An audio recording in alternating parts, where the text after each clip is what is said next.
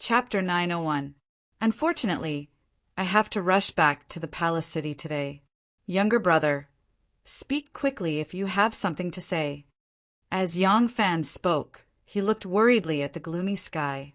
The curtain of rain was boundless, and the eaves had become a water curtain cave.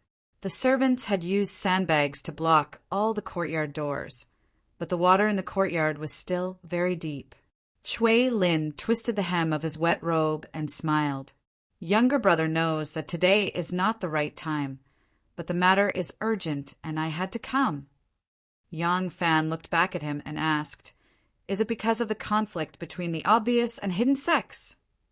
Chui Lin sighed after hearing this and said, "It is best that older brother knows. We hope that the obvious and hidden sects can unite and cooperate sincerely and not undermine each other or even go against each other." Yang Fan obviously knew who the we he was talking about was. Yang Fan smiled and said, "Younger brother and I may not have known each other for long, but we feel like old friends at first sight. There are some things that I do not need to hide and will say to you directly. Isn't the situation today the result of their connivance?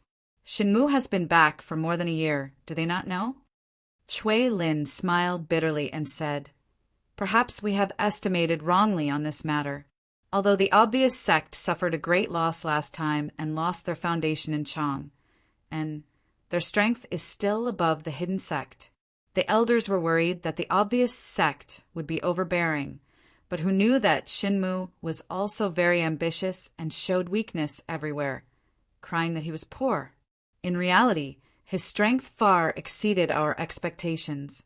Yang Fan recalled the strength that Shinmu had displayed to him when he was in the western regions and faintly felt that the 7 sects and 5 families' evaluation of Shenmu's strength was still on the low side. The hidden sect was gradually developed by Shinmu with a group of people from the succession hall. Although there were disciples that directly belonged to the 7 sects and 5 families, there wouldn't be as many as the obvious sect. Based on Shenmu's methods, as long as he didn't allow these people to come into contact with the core information, they wouldn't be able to fully grasp how much power the hidden sect had. It was probably because young Master Zhang had underestimated the power that Shenmu could unleash, which resulted in Chang'an's crushing defeat and forced them to retreat to Luoyang.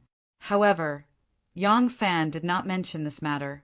If he did, although he had no evidence, the 7 sects and 5 families might not have completely disbelieved him.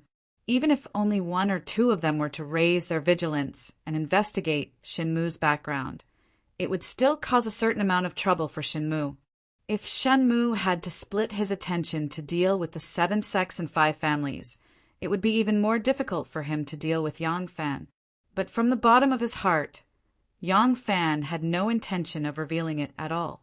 The hidden sect might be his strongest enemy, but the 7 sects and 5 families were like a sharp sword hanging above his head. No matter if it was the obvious sect or the hidden sect, no matter how powerful they were, no matter how much they jumped around, the 7 sects and 5 families were like a high and mighty god that smiled as they jumped around in his palm. This feeling made Yang Fan feel very uncomfortable.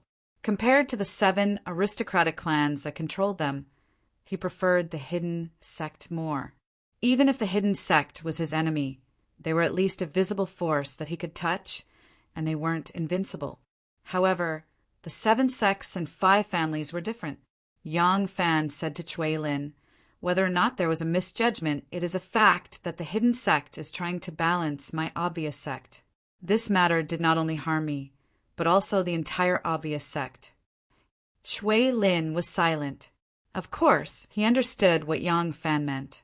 Although the succession hall was created by the 7 sects and 5 families, and most of the founders were from the 7 sects and 5 families, it had absorbed many people from other clans over the years.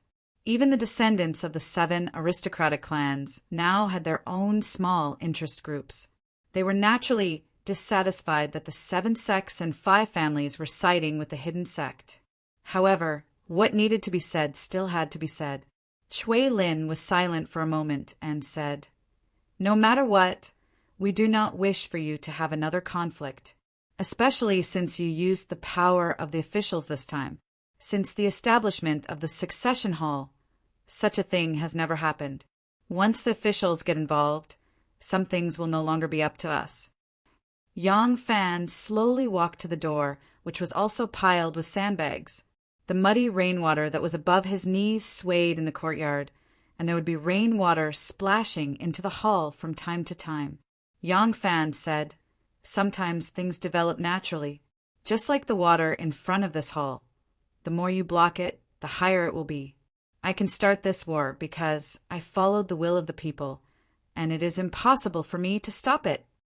Chui Lin frowned and said, "Could it be that Brother Yang wishes for the elders to personally intervene?" Yang Fan turned his head and smiled. "This matter has already been handled by the officials. Su Yugong is in Taiyuan, Siyu is in Danzhou, and Hu Yuanli is in Fuzhou. Even if the elders personally intervene, they will not be able to stop the development of the matter.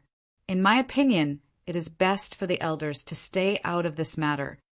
Chui Lin's expression darkened.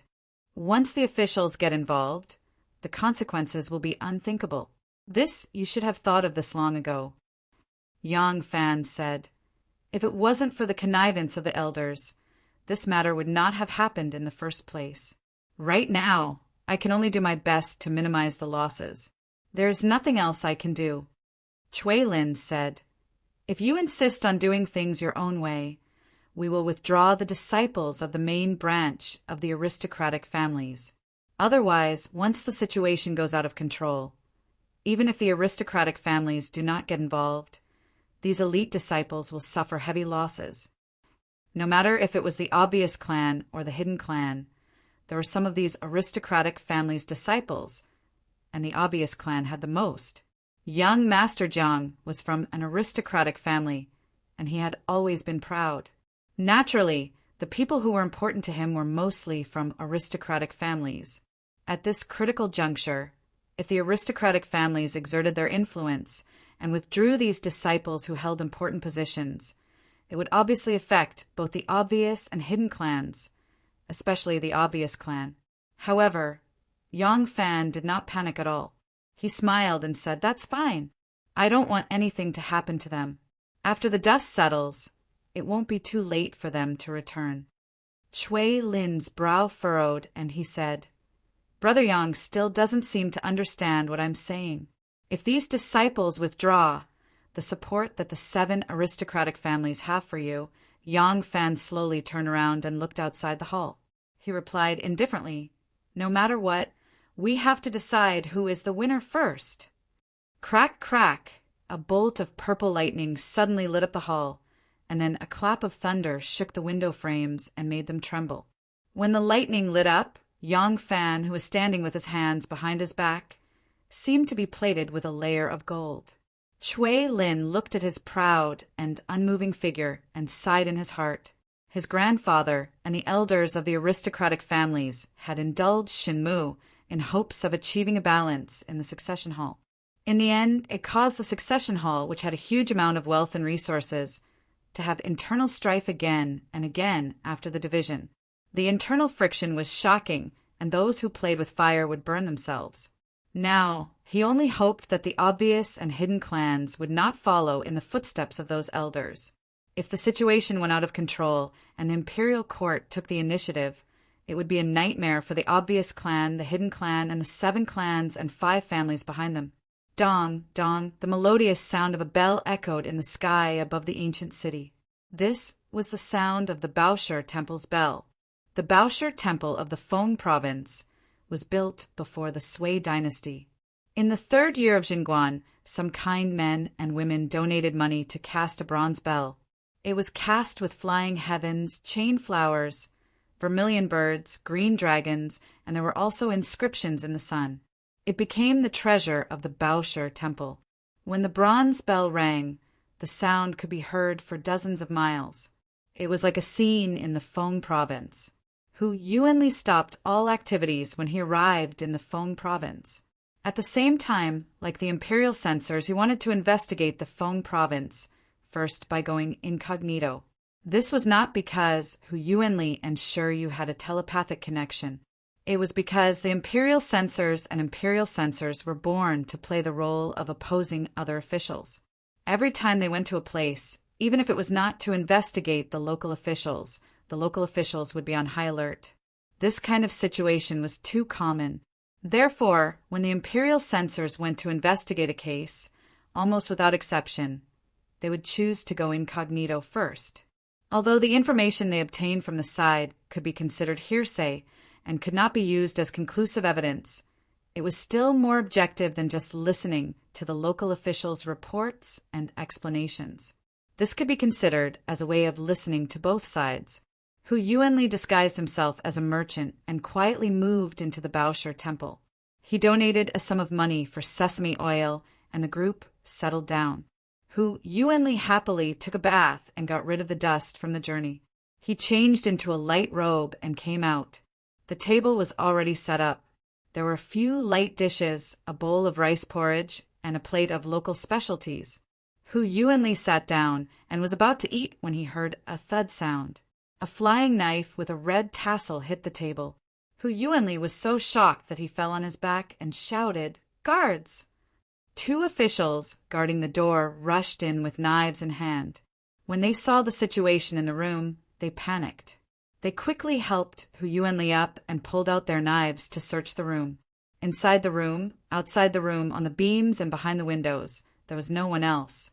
Hu Yuanli calmed down and saw that there was a letter stuck under the flying knife. His heart skipped a beat. He quickly pulled out the flying knife and took down the letter. He opened it and read it carefully. He could not help but be shocked.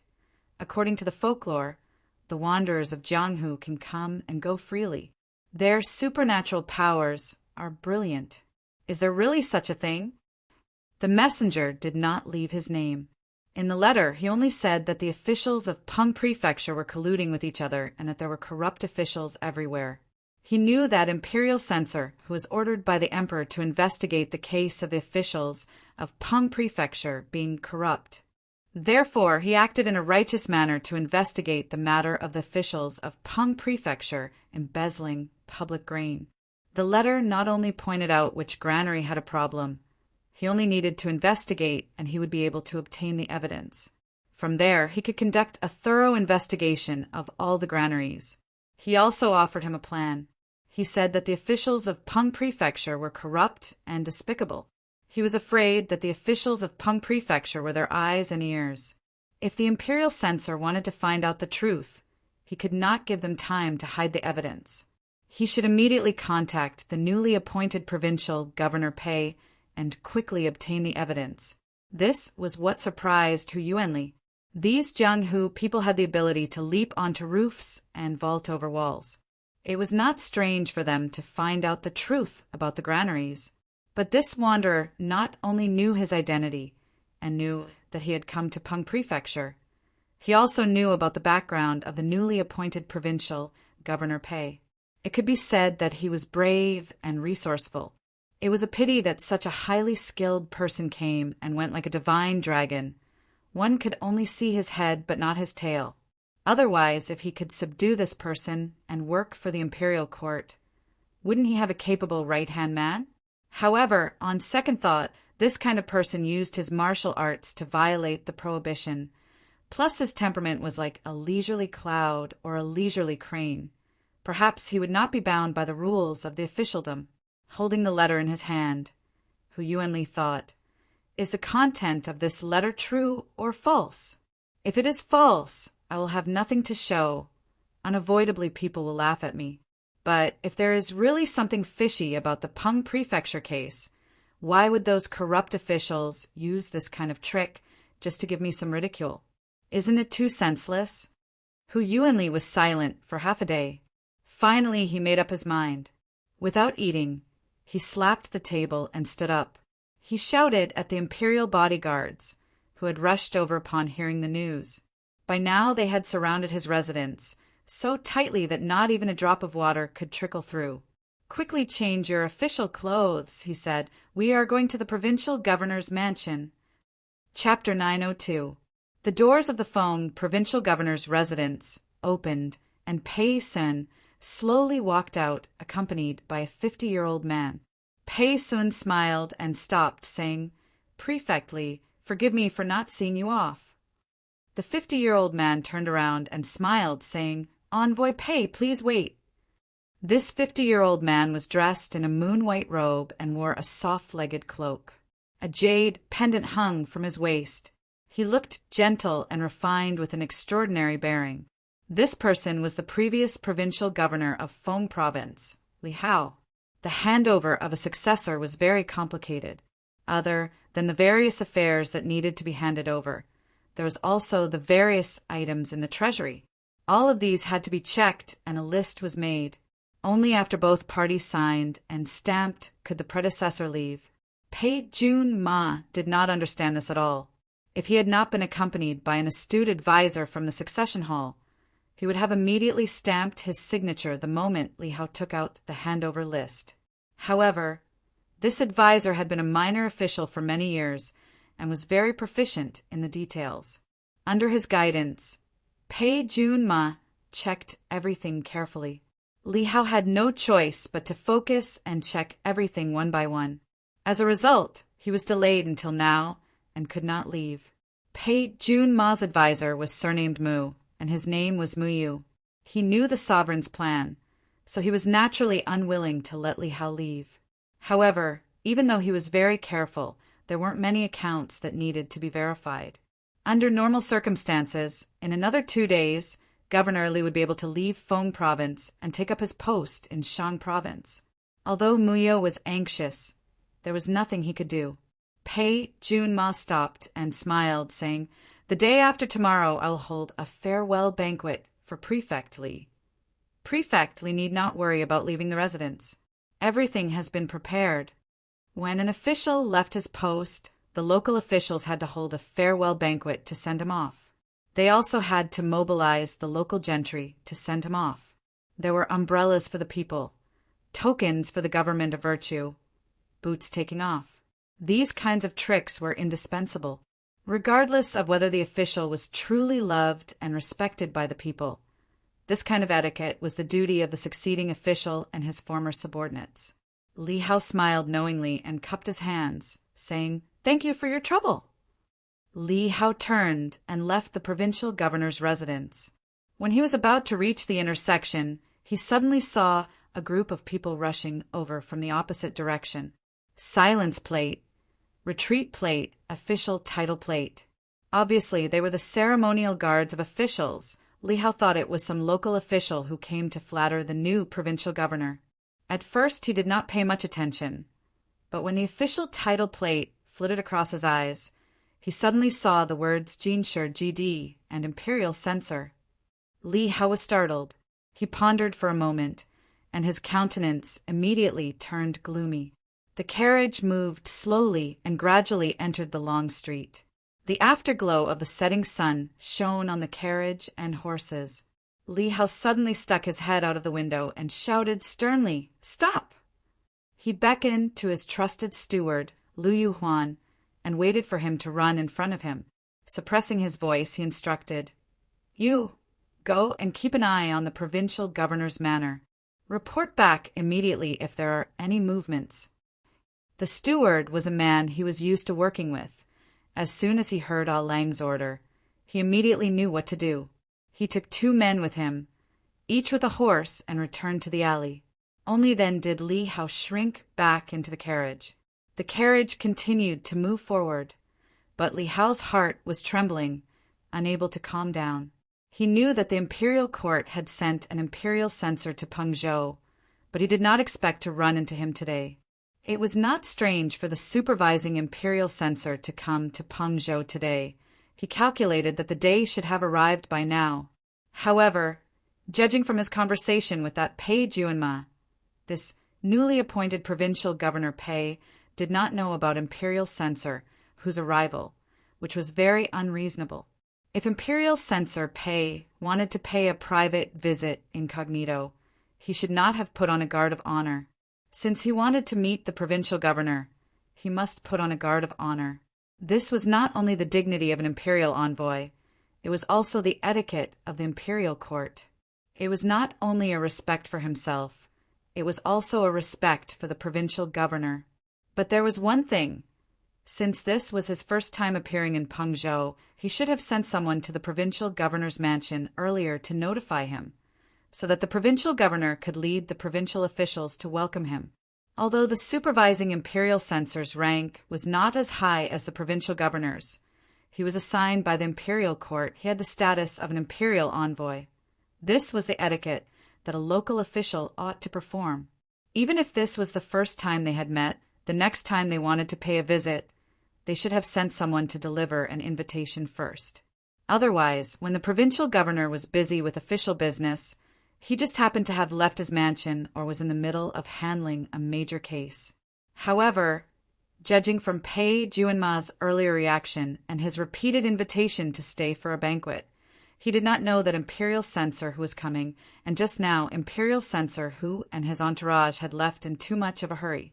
It would have been fine if Li Hao's heart was magnanimous, but it just so happened that he had a guilty conscience, so the more he thought about it, the more uneasy he felt. Provincial Governor Li had already stepped down from his post, and his entire family had moved out of the provincial governor's mansion. Currently, they were living in the provincial inn. Li Hao returned to the inn in Pengzhou. He had just returned to his room to take off his outer robe and sit down to drink a cup of water.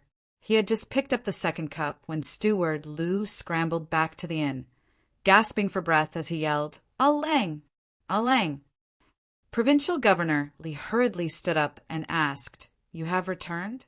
Did something happen?" Steward Lu panted heavily as he replied, "Alang, that imperial censor had only entered the provincial governor's mansion for the time it takes for an incense stick to burn before provincial governor Pei sent someone to invite the prefectural judge to summon the 3 squads of bailiffs, Zhuang and Zhao, to the prefectural yamen. Not only that, he also sent someone to mobilize a battalion of regimental training. This lowly one recognized the person in the prefectural yamen, but that was all I asked. When I asked him what the provincial Governor Darren intended to do, he did not know either." Pei Juanma suddenly mobilized 3 squads of bailiffs and bailiffs. There were probably more than 100 bailiffs in the prefectural yamen. Not only that, he also wanted to mobilize a battalion of regimental training soldiers. What did this newly appointed provincial governor want to do? Each prefecture had regimental training envoys, and most of them were held by the provincial governor. They could mobilize regimental training soldiers.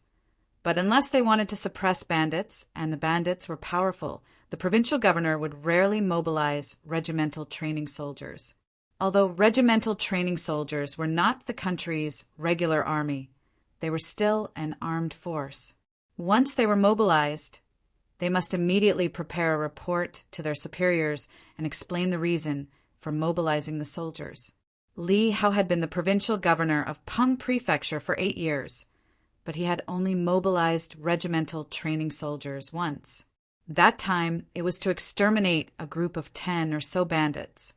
Now that Pei Juanma had just been appointed, why was he mobilizing troops? Imperial censor, who had come to Peng Prefecture to investigate the grain storage case. Imperial censor who had just met with Provincial Governor Pei when Provincial Governor Pei hastily summoned all the bailiffs in the prefectural yamen. Not only that, but he also wanted to mobilize a battalion of regimental training soldiers. Following this line of thought, the answer was obvious. Provincial Governor Li's heartstrings trembled, and his hand slipped. The cup in his hand fell to the ground with a paw sound, shattering into pieces. Pei Sun rode on his horse with a heavy expression on his face. Originally, his heart full of gratitude towards the outgoing prefectural governor, Li Hao, for his guidance, had turned into anger. Tomorrow was the day they would meet, but while he was guarding the provincial governor's mansion, he had been deceived by Li Hao to the point of being infatuated with him. The moment he signed the contract, if there was a problem with the warehouse in the future, he, as the current supervisor, would be unable to absolve himself from the blame.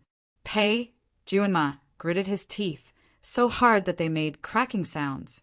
In his heart he thought, "What a honey-mouthed, dagger-bellied old thief!"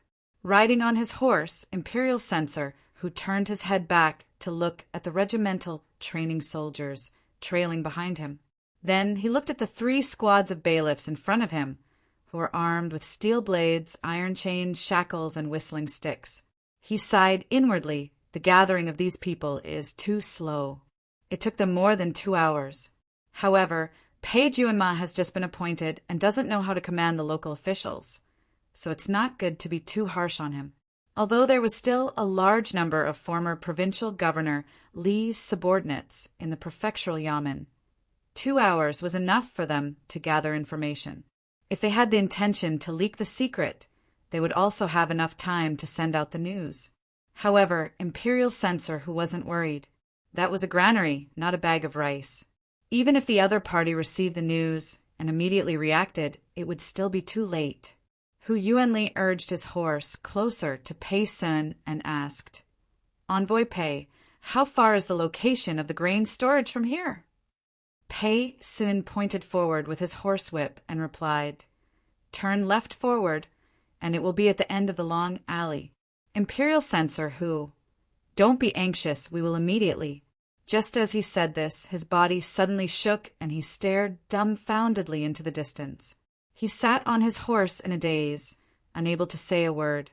Hu Yuanli quickly turned his head to look and was momentarily stunned. At this time, it was dusk and the horizon was already dark. However, as far as the eye could see, there was a faint red light that flickered. Thick smoke spurted out and slowly spread out in the sky. It was as if a terrifying giant beast was struggling to jump out of the magma. Hu Yuanli's hands and feet immediately turned cold. After a while, Hu Yuanli and Pei Sun suddenly came to their senses and shouted at the same time, "The granary is on fire! Quick, put out the fire quickly." Chang and Prefecture, Shenmu's residence. Lan Jinhai quickly walked into Shenmu's study and said, "Young master, the deputy envoy of the Guanadao Prefecture, Zhao Haud, has resigned due to illness. He only sent someone to inform us." Shenmu seemed to be a little surprised. After a moment of silence, he said, "That's fine. Let him stay out of this matter. If the fire between the obvious and hidden sects really starts to spread, it will not affect him." The so-called prefectural government was the official residence of the observer. The observer investigated the good and evil of the people, reported on the general situation of the country, and was in charge of everything from armors to wealth and folklore. He had great power and influence. In fact, this was the embryonic form of the Jidushi. The Guanadao had 26 prefectures under its jurisdiction, including the Dan province and the Feng province. Zhao Haud was the highest-ranking official of the hidden sect. As the deputy envoy of the Guanadao Prefecture, he was the spokesperson of the officialdom that was supported by the Inyanzhen clan. The Inyanzhen clan and the Longshili clan were the biggest supporters of the hidden sect. Therefore, this person supported the hidden sect. The hidden sect's rapid development in the Guanadao couldn't be separated from this person's strong support and help in the officialdom. Now that the Guanadao was on fire, the food shortage might not be suppressed. If a shocking case were to occur, a large number of heads would roll. As the deputy envoy of the Guanadao Prefecture, Zhao Haud wouldn't be able to escape. Therefore, he judged the situation and decisively resigned due to illness. This move was definitely backed by the Inyanzhen clan. These people were equivalent to the aristocratic clans borrowing manpower from the hidden sect. The ones who could truly control them were the aristocratic clans and not the hidden sect. Those who were high-ranking officials weren't afraid of resigning. As long as they had someone in the imperial court backing them up, they could be reinstated at any time. They wouldn't have to go through so much trouble like those who had yet to step into the officialdom. The official position was a high threshold, and once one stepped into it, he would have leaped through the dragon's gate. When Lan Jinhai saw Shenmu's frown, he consoled. "However, our counterattack has been effective. Over at the hidden sect, Jiannan's Niu Ziyuan has returned to his hometown due to illness. Shannon's Ma Sanchin is also making arrangements for his funeral." aristocratic clans cast their nets wide open to nurture scholarly officials, but only a few of them managed to rise to the top. Niu Ziyuan was one of them. He was from the Li clan of Zhao County, and he was currently the Jiannan salt transport envoy. Not only did he manage the salt industry in Jiannan, he also managed the wine industry in Jiannan. Shannon's Ma Sanqin was a salt merchant. He owned dozens of salt ponds and wells. In reality, he was a puppet. The one controlling him was the Zhao commandery Li family. These two people had always had a close relationship with Xianzong. With a position like theirs, it was impossible for their butts to be clean. The hidden sect had just made a move against them, and the two of them smelled the scent and decisively retreated in order to advance. In fact, it didn't matter if the two of them retired. Niu Ziyuan had been in this position for nearly 3 years. Anyone who sat in this position for too long would incur the wrath of the heavens and the resentment of the people. Otherwise, he would have changed his position.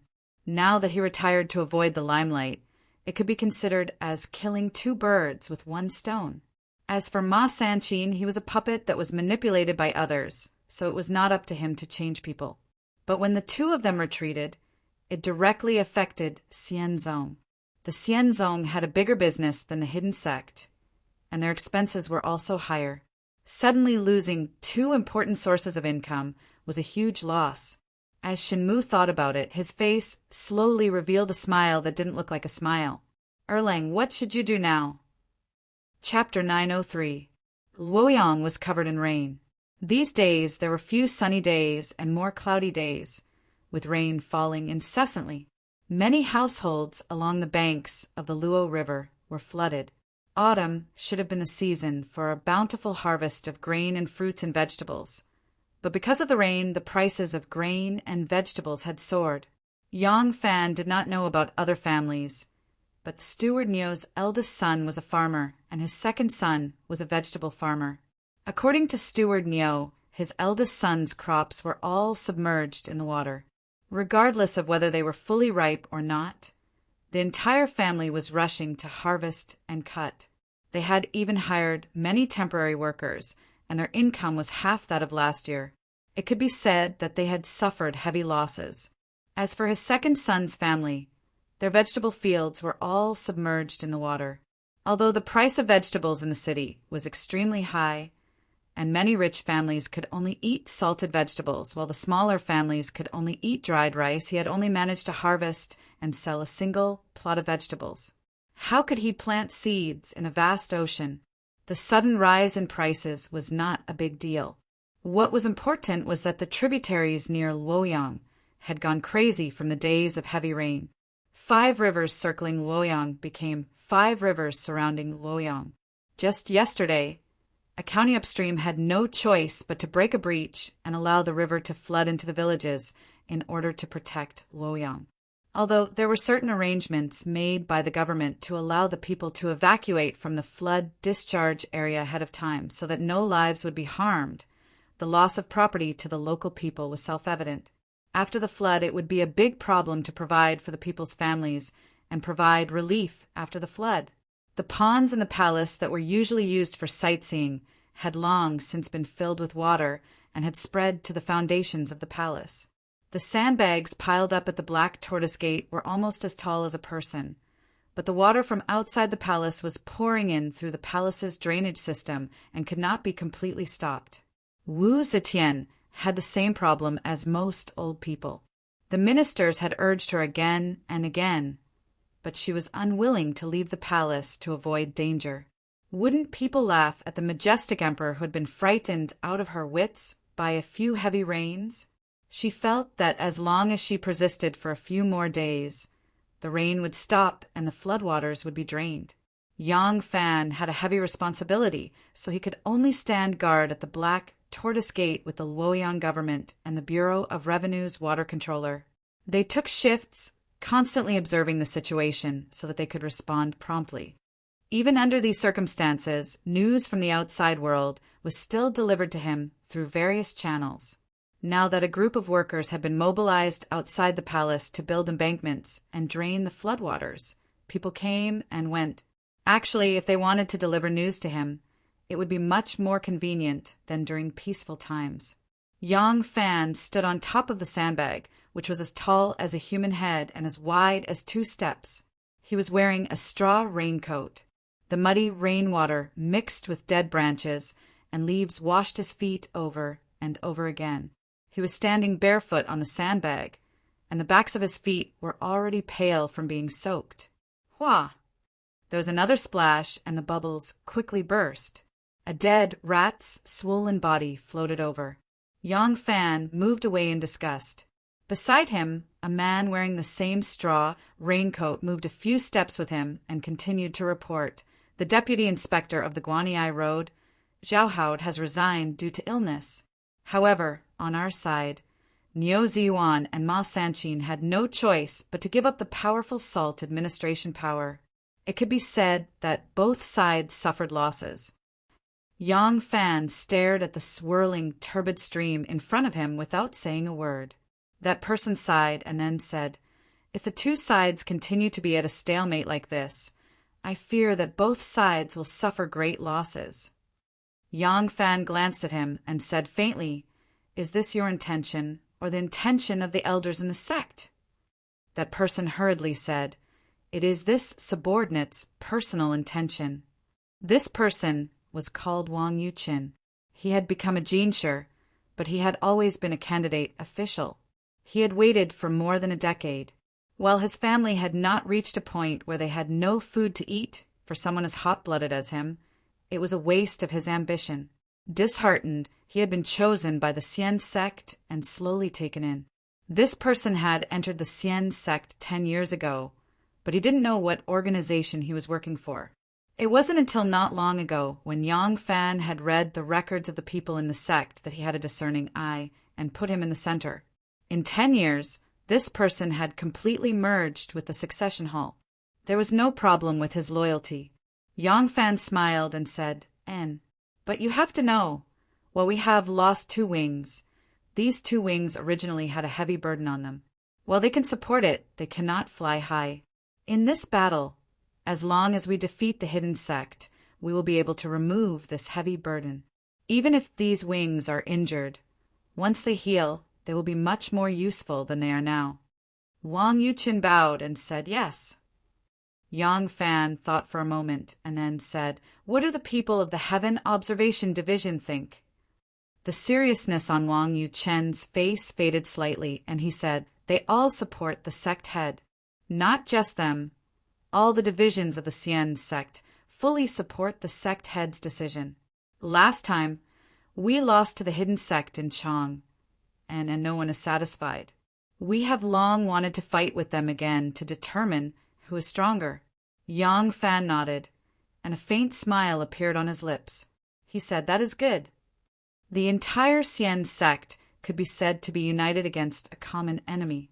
Even those subordinates with strong family backgrounds temporarily broke away from the influence of the families behind them, or they were outwardly in opposition to their families, but in reality they fully supported Yang Fan's decision. They were all people of flesh and blood with their own consciousness. They had operated in the succession hall for many years and had their own circle of benefits. Right now, they were bound together with the succession hall for good and for bad. There was no reason for them to advance or retreat together. This way, Yang Fan's control over the Xian sect became stronger and stronger. In Yang Fan's heart, the Heaven Observation Division was still the most important. He felt that the Heaven Observation Division was the center of the succession hall and the soul of the entire succession hall. It was a pity that in front of young Master Jiang, who had single-handedly created the succession hall, because of young Master Jiang's power and the unparalleled prestige he had, the Heaven Observation Division had never been used. Yang Fan was different. He did not believe that one person's intelligence could surpass the intelligence of a group of wise people. No matter how wise this person was, there was a limit to one person's energy. How could one person's energy not be overlooked at all? So he had already strengthened the use of the Heaven Observation Division. This time the Xian sect and the hidden sect had drawn in the power of the government. This caused great wariness among the 7 great families. Some people who knew that they had the backing of the 7 great families were quickly retreating, erasing all traces of them in the succession hall to avoid being implicated. The power gap left by the withdrawal of these powerful people needed the people of the Heaven Observation Division to fill. These people were all people of great intelligence, but it was a pity that they only had the power to advise, and the sect master almost never accepted them. Now that they could suddenly do some specific things and truly grasp power, it would be strange if they did not wholeheartedly support Yang Fan and be loyal to Yang Fan. Yang Fan thought seriously and said, "Let them send as many troops as they want. We will just attack their weakest point. Even if we have to suffer some losses temporarily, as long as we can find a breakthrough point in the ration storage. The rest will be up to us. Go back and tell them not to mind the hidden sect's provocations and attacks on us in other aspects. Just bite on their only weakness and make sure to make them suffer. Yes." Wang Yuqin squinted her eyes and looked at the gloomy sky. She then walked away. There was a small boat docked there. It was a rare sight to see a boat in Luoyang City. He was disguised as a foreman, transporting the sand and stones, and couldn't leave for now. He could only leave after the small boats transporting the sand and stones were all unloaded. Just now, Yang Fan was pointing and pointing as though he was telling him which areas needed reinforcement and how much sand and stones were needed. Now that they separated, Yang Fan went to the top of the city wall and met with Commander Huang Xuchang, who was on duty at the Mystic Martial Gate today. The obvious sect and the hidden sect were fighting like wildfire. Why did the 7 influential clans only advise, threaten, and even watch them fight? Why did they only withdraw their direct descendants to prevent them from being implicated? It wasn't that they didn't want to exert their influence, but when the succession hall became independent from the hidden sect and became its own faction, young Master Jiang also started to manage his own faction in the succession hall. From then on, be it in politics, economy, or culture, the succession hall had a faction that belonged to him. From then on, the 7 influential clans might still be able to exert influence on the succession hall to a large extent, but they were no longer able to command the succession hall as though they were their own arms. They also couldn't rely on their powerful influence and economic strength to allow the succession hall to continue being trampled upon. This was like a certain empire in the future where 2 factions were competing. As the financial groups supporting them, it was impossible for them to obey their will in any policy. The factions had their own strength and interests. Sometimes, when they were powerful enough, they could even control the financial groups behind them. In the Feng province's granary, Pei Juanma's face was ashen as he looked at the few granaries that were still billowing with smoke. Fortunately, he had brought many bailiffs and regiment commanders. With the participation and supervision of these people, no one dared to slack and allow the fire to spread. However, it wasn't that easy to extinguish a fire in a granary. Currently, they were only controlling the spread of the fire and extinguishing most of the open fire. However, the hidden fire in the granary was still burning. No one could enter and no one could extinguish it. Hu Yuanli stood there in a daze. The beard on his chin had curled up, and when he stroked it, his hand would turn black. His beard was already burnt to a crisp. The few granaries that were on fire were the granaries that the Wanderer had pointed out in the flying dagger message. He didn't expect those corrupt officials to be so daring and to grasp the timing so well. He might have come quickly, but the other party actually destroyed the evidence 1 step ahead of him. Lax supervision had caused the granaries to catch fire. No matter how serious this dereliction of duty was, it wasn't as serious as corruption. What he didn't know was that if it wasn't for the fact that the original provincial governor, Li Hao, had coincidentally come out of the provincial governor's Fu today and met him, and that Li Hao was abnormally alert due to his guilt, the other party would not have been able to react in time today. It really was the will of the heavens that things had reached this stage. As Pei Juanma's aide, Mu Yu did not feel the humiliation of being played around in the palm of the owner's hand. He stared at the 4 granaries that were still billowing with smoke and thought calmly for a moment. Suddenly, he took 2 steps forward and whispered something to Pei Juanma. Pei Juanma would only be cowardly in front of the domineering Yin Junju. Everything in front of him made him not doubt imperial messenger whose accusations at all. When Muyu spoke, Pei Juanma clapped his hands together and said viciously, "Fine, let's do this." Chapter 904. No one would be able to find anything from the few granaries that had been burned, regardless of what mechanisms were in place or how much food was missing. All the crimes had been buried in the ashes by the fire. However, it was also possible that the hands and feet in those granaries were the easiest to find, so they were set on fire. However, if there was a large hamster in this Feng Zhou granary, then the food that he had touched might not be limited to the few granaries that had been burned. Although they had arrived a step late, they had played a great role in controlling the fire. Many of the granaries that should have been burned were still intact. Since this was the case, they might as well pretend that there were no problems with the 4 granaries that had been burned. They would investigate the other granaries one by one. If there were any gaps, they would still be able to find clues. Although this was only one possibility, they had no other choice. Pei Juanma obeyed Advisor Mu's words and immediately ordered a regiment of soldiers to guard the Feng Zhou granary. They were to seal all the account books, detain all the officials in the granary, and stop all the activities of entering and leaving the granary. In reality, this was already an act of shedding all pretense of cordiality in the officialdom. In a situation where there was no concrete evidence, this was an act of complete distrust towards the officials in Fengzhou. If they still couldn't find anything, it would be equivalent to completely breaking off relations with the local officials.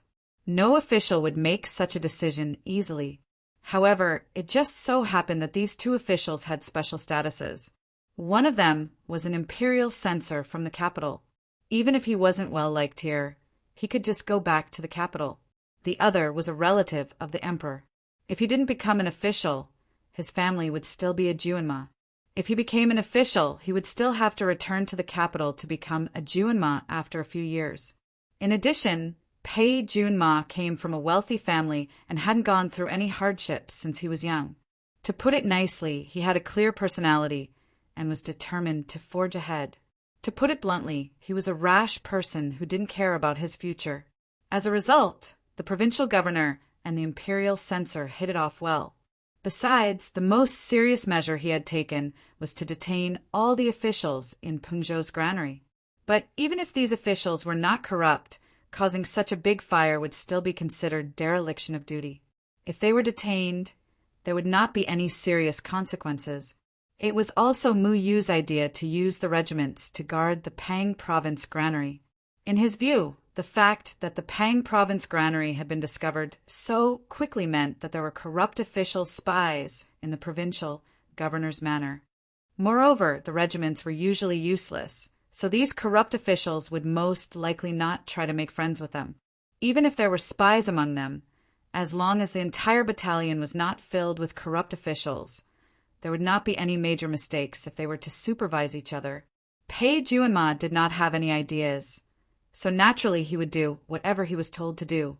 He immediately gave the order for 3 groups of bailiffs to arrest the people, including the 1st Songling, 2nd Songcheng, 4th Songfu, 8th Songshi, 5th Supervisor, 4th Dianshi, and 6th Zhanggu. Actually, according to the regulations of the Pang province granary, there should be 5 Dianshi. It was just that Dianshi Kazhao had already fled to avoid debts and escaped this calamity. Soon after, Pei Juanma exercised his authority as the provincial governor and ordered the regiments to be stationed at the Pang province granary. Everyone, including the night watchmen, and the minor officials in charge of daily affairs, were all expelled from the Pang province granary. Before the investigation of the case was completed, not a single person was allowed to enter. Only this Lord Pei Juanma, who treated being an official as a holiday, could have such boldness. Inside the inn, Li Hao could not sleep at all. All kinds of information flowed in like a stream. Hearing about the various measures taken by Pei Juanma, provincial governor, Li was secretly shocked. He did not expect that the seemingly inexperienced Pei Juanma would actually have such ruthless and meticulous methods. Seeing Ah Lang's restless appearance, Steward Lu said, "Ah Lang need not worry. The granaries have already been burned. What else can they find out?" Li Hao shook his head lightly and said, "The tricky thing is we do not know how much of the food deficit is. In total, only 4 granaries were burned. If they were to become ruthless and investigate all the granaries, there would still be a large amount of food deficit that could not be matched. In the end, they would not be able to solve the problem. However, this Tsang Yutian was arrested and sent to prison. Tsang Yutian was the granary commander of Pang Province, a secondary class, rank 7 official. An ordinary county official would only be a rank 7 official. If it was not for the fact that he was in charge of such a large granary base, his official position would not be so high. From this, one could see the importance of Pang Province's granaries. Steward Lu thought for a moment and said, "How about this lowly one go and make some inquiries?" Li Hao remained silent. Steward Lu said, "Ah Lang need not worry. Which part of Pang Province doesn't have our men? That imperial censor who cannot interfere in the affairs of the prefecture, and Pei Juanma is a newcomer. We can only keep an eye on them. They won't be able to discover us." Provincial Governor Li finally nodded and said, "Be careful, don't give yourself away." Steward Lu said, "This lowly one understands." After he finished speaking, he quickly retreated. Provincial Governor Li sat down dejectedly. After feeling melancholic for a long time, he let out a long sigh. Actually, there was no need for him to make inquiries. He also knew that the food deficit was definitely not small. Pang Province's granaries were built during the Sui dynasty. When the Sui dynasty was destroyed and the dynasty changed, the granaries that were full of food didn't even have time to be used. After the Tang dynasty was founded, Pang Province's granaries continued to be used as a strategic reserve for the imperial court. However, ever since the founding of the country, this granaries had never been used, not even during the Great Drought in Guangzhou. That was because, although the distance from here to Guangzhou was relatively short, transporting food from here to Guangzhou could only be done by land. It might not even be as efficient as transporting food from the Central Plains. On one hand, the granaries stored here were used to guard against disasters in the local area and the surrounding areas. On the other hand, the granaries were used as rations for the border army. When the granaries reached the upper limit of their storage period, they would report it to the imperial court and sell it at a low price. Then they would buy new grain at the market price and continue to store it. This cycle would gradually breed their greed. If they waited until the grain reached the upper limit of their storage period before selling it, then the price wouldn't be high. But what if they sold it earlier? What if they sold it at 80% of the new grain? In any case, the imperial court never had any use for the reserves here. They could sell the new grain in advance and wait until the storage period was up before reporting to the imperial court to ask for it to be sold. In reality, the grain would have been sold by then. They would only need to go through the accounts, and they would be able to make a lot of money from the price difference. Thus, they reached out to Pang Province's granaries, conspiring from top to bottom to corrupt the entire province. Unexpectedly, they would meet a tiger after climbing the mountain. Li Hao suddenly thought of the Guangzhou grain merchant, surnamed Shin, and couldn't help but shiver inwardly. Perhaps because there were more and more people participating in more and more grain being sold. This matter gradually became less of a secret. At the end of the autumn of the year before last, the merchant surnamed Shin suddenly came to his door and threatened him with conclusive evidence to borrow grain. If this matter was leaked, it would be a crime of beheading. Due to the laws of the imperial court, Li Hao had no choice but to comply. He could only take 150,000 dan from the granaries that were already in great deficit and lend it to the grain merchant, surnamed Shin. The grain merchant, surnamed Shin, had said that he would repay the loan in full the next year, but he kept delaying it until today. He had thought that it would be the autumn harvest soon this year, and this deficit could be made up.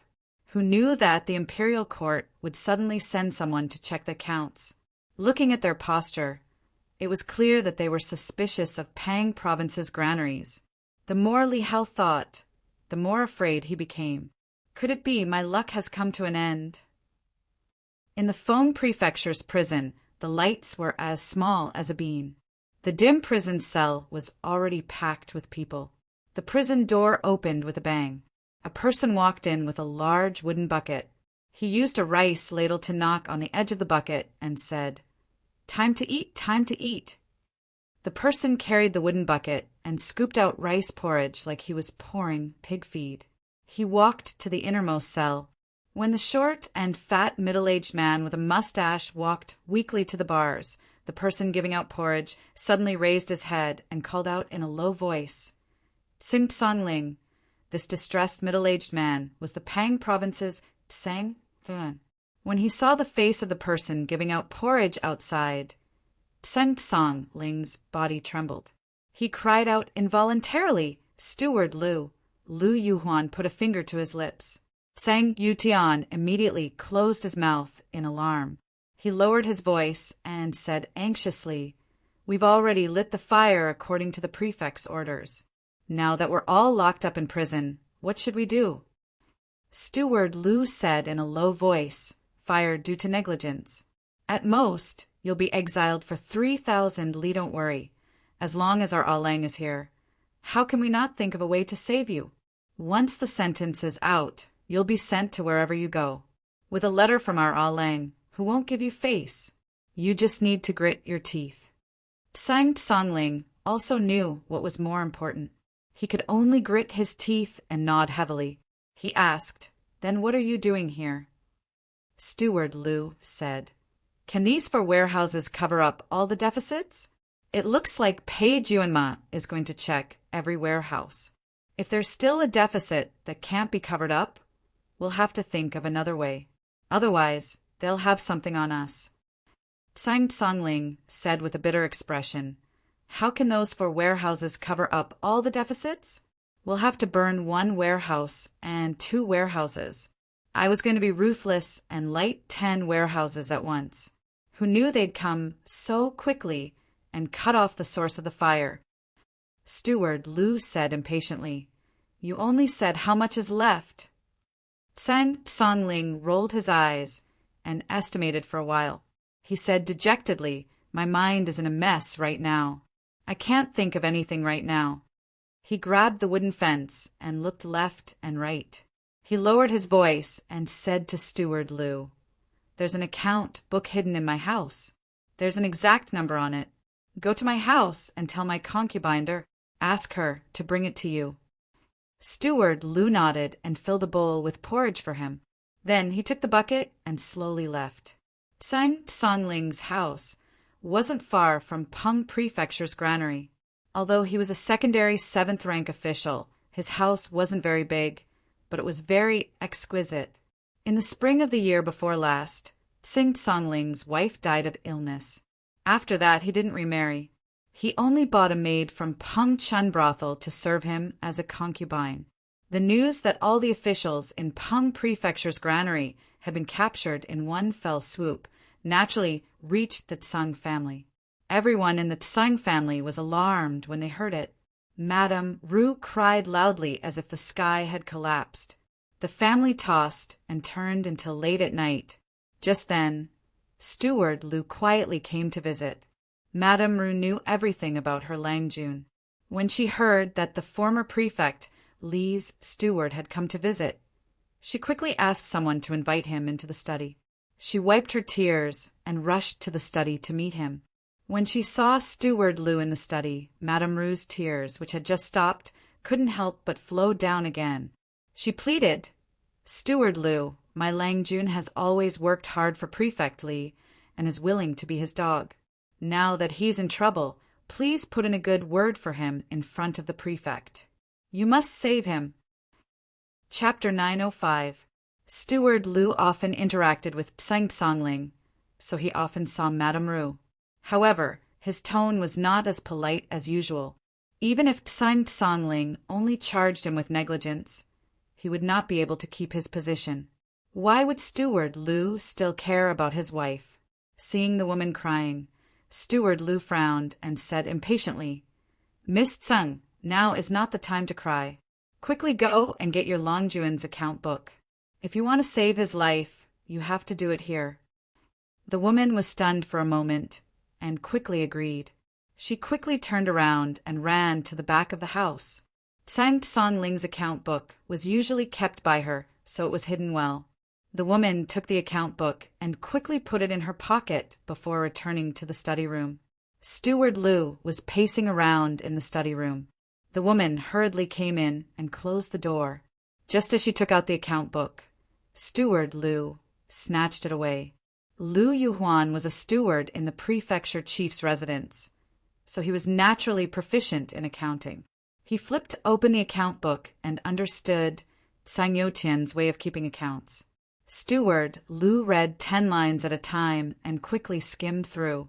When he flipped to the last page, he pinched his fingers and calculated. He had a rough idea and thought to himself, about 100,000 stone grains, and we still need such a large amount? Where can we find the money in such a short time? I'll let Ah Lang worry about this. The woman saw that he was mumbling to himself and did not dare to disturb him. She only looked at him anxiously. Only then did she timidly ask, Steward Lu, my Lang Jun is detained in the prison. Does the prefecture chief have any ideas? Steward Lu glanced at her in annoyance. Suddenly he had an idea. The woman was small and exquisite. She was about 26 or 27 years old, but her figure was as petite as a young girl. The caller had just taken out the account book from inside, but in his panic he forgot to cover it up, revealing a lush green bra. It was as smooth as milk, and it was as white and smooth as milk. Her cleavage was deep and even more alluring. Steward Lu did not understand simple adjectives like a child's complexion and large breasts, but he could tell at a glance. Coupled with the fact that she had just cried, her eyes were slightly red and her hair was messy. That kind of charm was even more lovable. This young woman was originally from a brothel. She had the nickname Little Jean Do, she and another young lady with the nickname Fragrant Fan Peng were equally famous in Pengzhou. Both of them were known for their dainty, petite, round, and moist appearance. Although Steward Lu was a member of the governor's household, he could not afford to visit a first-class brothel. He had never tasted such an enchanting woman before. Later on, although he and Tseng Songling called each other brothers, in fact, Tseng Songling was an official of the imperial court. He respected him because he was the steward of Li Taishou's mansion. Although little Jean Do was only Tseng Songling's wife, he did not dare to look her in the eye, let alone have any fantasies. But now it was different. Even if Tsang Yutan could keep his life, he was doomed to fail, and the calamity of imprisonment was unavoidable. The little girl in front of him was only Tsang Youtian's concubine and could not make any decisions. Even if the Tsang family's property was not confiscated, when Tsang Youtian's family came to dispose of the property, he did not know where this little girl would end up. Thinking of this, Steward Lu suddenly had evil thoughts. He sneered and threatened her, "Don't hold too much hope. Tsang Youtian will most likely be beheaded. At that time, his property will be confiscated, and a woman like you will be treated as an official slave. From then on, you will be a slave or a maid, and you will never be able to rise again." Little Jean Do's vision darkened. Her legs gave way, and she fell to the ground. She cried out involuntarily, "How could this be? How could this be?" Suddenly, she came to her senses. She hurriedly crawled 2 steps forward and hugged Steward Lu's thigh. She pleaded bitterly, "My Ah Lang works for the governor. At this critical moment, the governor can't just stand by and do nothing. If the imperial court really finds out the truth, the governor can't escape either." Steward Lu said in a carefree manner, "Are you threatening me? The saying that a prince who breaks the law is the same as a commoner is just a bluff. Haven't you heard that a doctor can't be punished? My Ah Lang is a governor. Even if the truth is found out, the worst that can happen is that he will lose his position and be dismissed. But your Lang Jun is the seal officer of Tsangzhang in Feng province. If we don't kill him, how can we restore justice to the world? Little Jean Doer was a woman. She only learned poetry and songs in the brothel. She had never dabbled in the law of litigation. As soon as she heard these words, she was so frightened that her heart felt like it was going to explode. She couldn't help but cry and kowtow, saying, "My Lang Jun works for the governor. Governor, you can't abandon my husband. Steward Liu, I beg you. You are a good person. Please put in a good word for my Lang Jun in front of the governor." The woman was petite and had a small waist. When she bent down to kneel, her buttocks were like the moon. Steward Liu's eyes burned with lust. He smiled and bent down to help her up. He smiled hypocritically and said, "I am the governor's confidant. If I put in a good word for you, I can ask for the governor's help. But how are you going to thank me?" Little Jean Doe looked up and saw the smile on Steward Liu's face. Her heart skipped a beat and she subconsciously covered her chest. Her voice trembled as she stepped back. What are you doing?" The light on the window frame lit up. A figure could be seen pouncing forward like a gray wolf. There was a delicate cry, followed by the sound of ripping cloth. Not long after, the silhouette on the window frame became clear. Under the light, a delicate and timid little person could be seen kneeling on the table like a kitten. Behind her, there was a person with his shirt unbuttoned. She kept crying out when he bumped into her, and Shinmu held the news in his hand. He tapped the table with his fingers and did not speak for a long time. Lan Jinhai paced around him. He wanted to say something, but stopped. After a while, Shinmu suddenly slammed the table heavily. He stood up and said, "Forget it. So what if I go to Luoyang? I'll go to Luoyang and meet this beta Persei boy." Lan Jinhai turned pale with fright. He hurriedly advised, "Sect Master, you can't." "Sect Master, you must not lose your sense of propriety. That provincial governor of Feng province is not one of us. At worst, we'll just cut off all contact with him. Sect Master, why do you have to put yourself in danger? We don't know what that Yang Fan has prepared in Luoyang. That place is a dragon's pool and a tiger's den." Shinmu said calmly, "This contest is between the obvious and hidden sects. To make them submit, we have to defeat them fair and square. Murder, assassination, and killing their leaders won't solve any problems. It will only deepen the hatred between the two sides. I won't do such a thing, and he won't do it either. Now that Yang Fan is using the power of the Guan family to bully me, I'm far away in Chang. Every piece of news has to be sent here. Before we can come up with a countermeasure, the other side has already made changes. In this way, we're falling behind in every aspect. How can we not be at a disadvantage? I'll go to Luoyang and fight it out with him face to face." Shinmu paused, then asked, "Has Zhao Yu been summoned back?" Lan Jinhai nodded. "Yes, he'll probably arrive in Chang, and in 2 or 3 days." Shinmu's face darkened. He doesn't need to come to Chang'an. Send him directly to Longyu to work for Zhang Yi. He doesn't need to return to the Central Plains ever again. Lan Jinhai hurriedly said, "Sect Master, Zhao Yu did it out of his loyalty to you. Although he acted on his own," Shinmu said coldly, "if I don't punish him, doesn't that mean that everyone can act on their own in the future as long as they pretend to be loyal to me? I'm not being fair in this matter. I'm only fair in this matter. He did something wrong, so he must be punished." Lan Jinhai said, "But it's too harsh to never return to the Central Plains. Sect Master, do you want to reconsider?" Shinmu said, "There's no need to reconsider. It's decided." Lan Jinhai had no choice but to agree. "Then, I'll make arrangements as soon as possible." Shinmu nodded and said, "Although Li Hao isn't one of us, we still have to protect him if we can. Now that Zhao Hao has resigned from his position as the deputy observer of the Guanyi circuit, our power in the bureaucracy is too weak. If we can protect Li Hao, we will have another weakness in our hands. When he becomes the provincial governor of the Shangzhou province, it will be of great help to us. All these years, Shen Mu had been developing his power in secret. However, because his initial strength was far inferior to the obvious sect, many things could only be carried out in secret. In addition, he had only been rising for a short period of time, and the investment period to support a spokesperson in the bureaucracy was too long. Therefore, the hidden sect's power in the bureaucracy was actually very limited. Currently, other than the deputy observer of the Guanyi circuit, Zhao Haod, who had temporarily retired to avoid the limelight, the only notable figure in the hidden sect's bureaucracy was the Yenzhou prefecture's chief clerk, Yi Luoyu.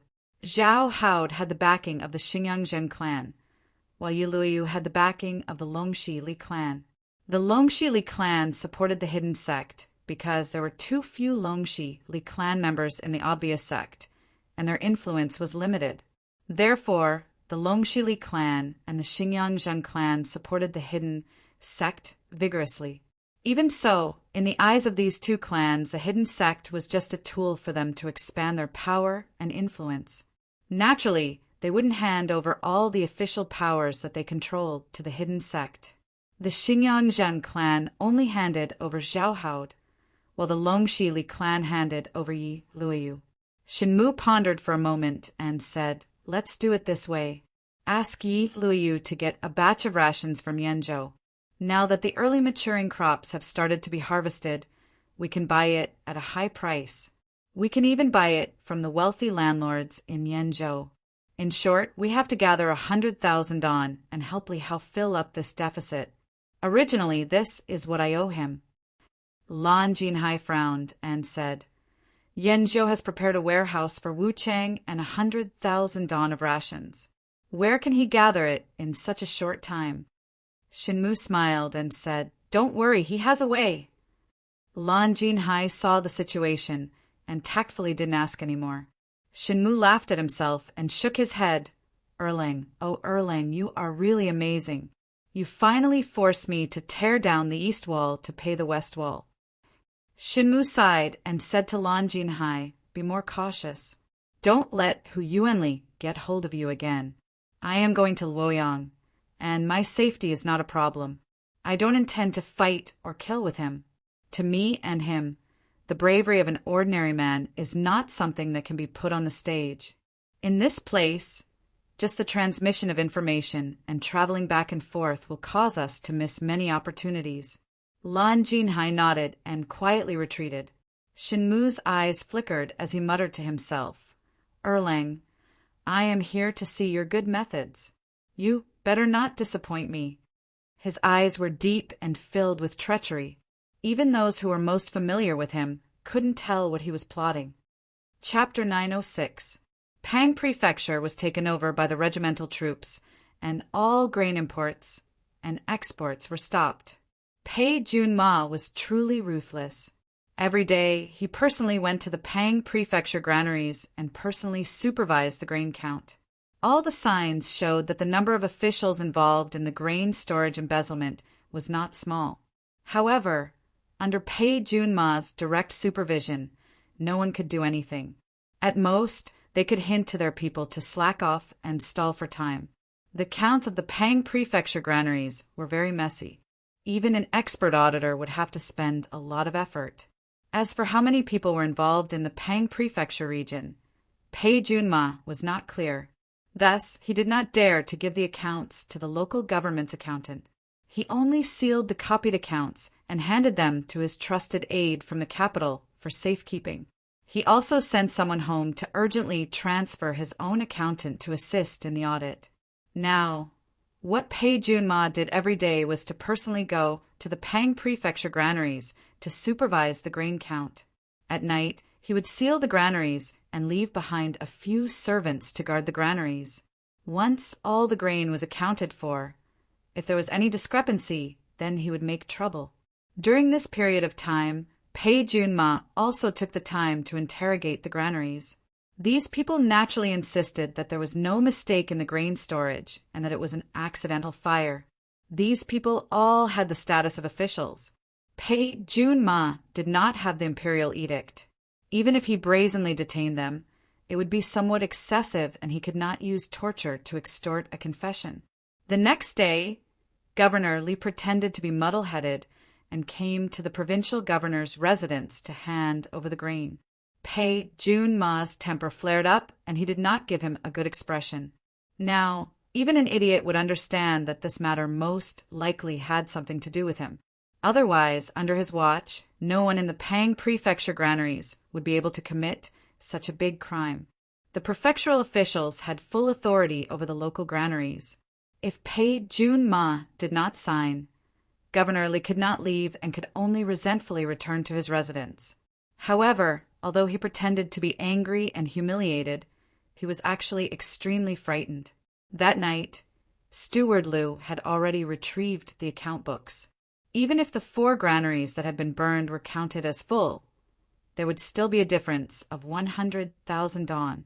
Such a large sum could not be made up by falsifying the counts or using the reason that the storage records were lagging behind.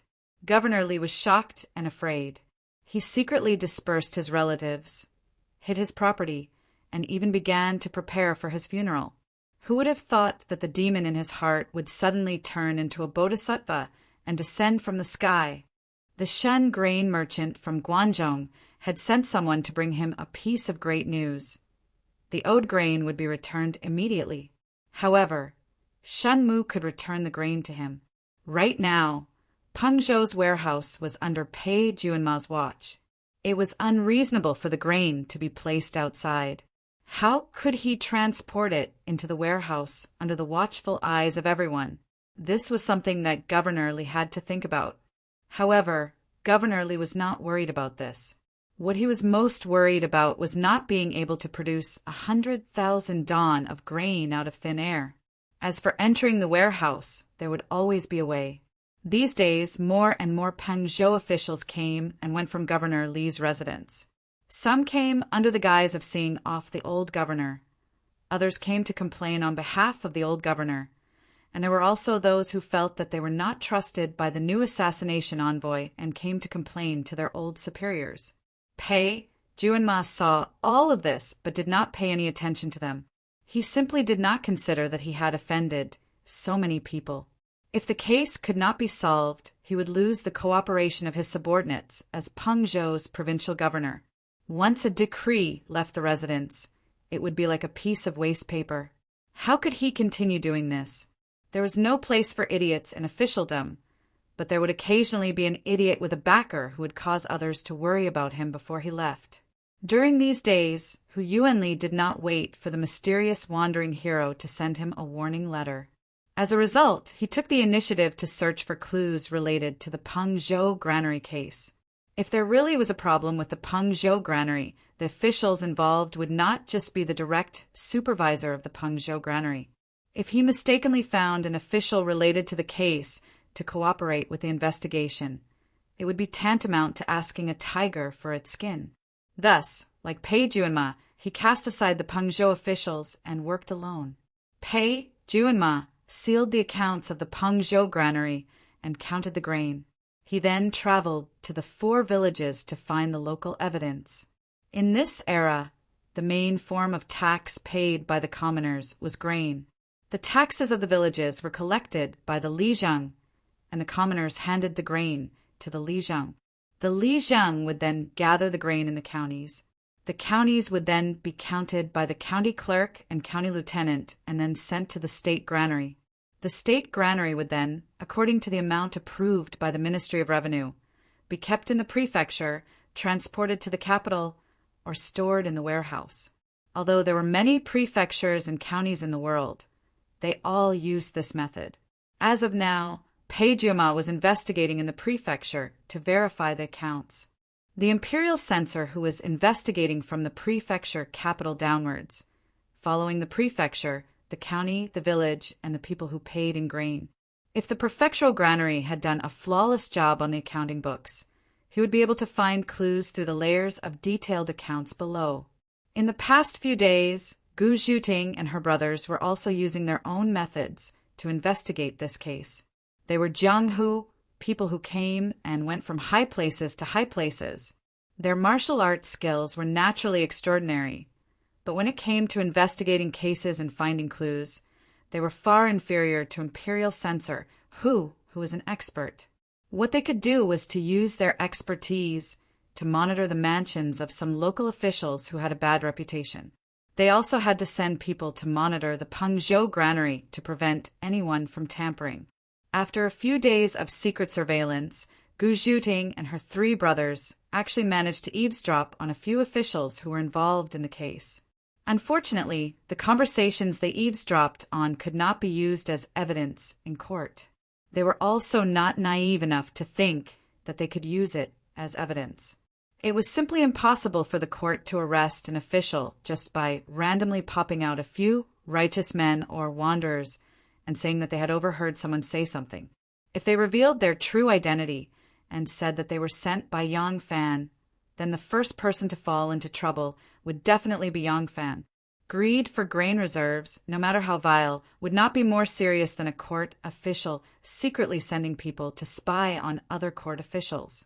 But at least with this clue, they could focus on these officials who were involved in the case. At this critical juncture, how could they not think of a way to save themselves? With this stare, they really found a problem.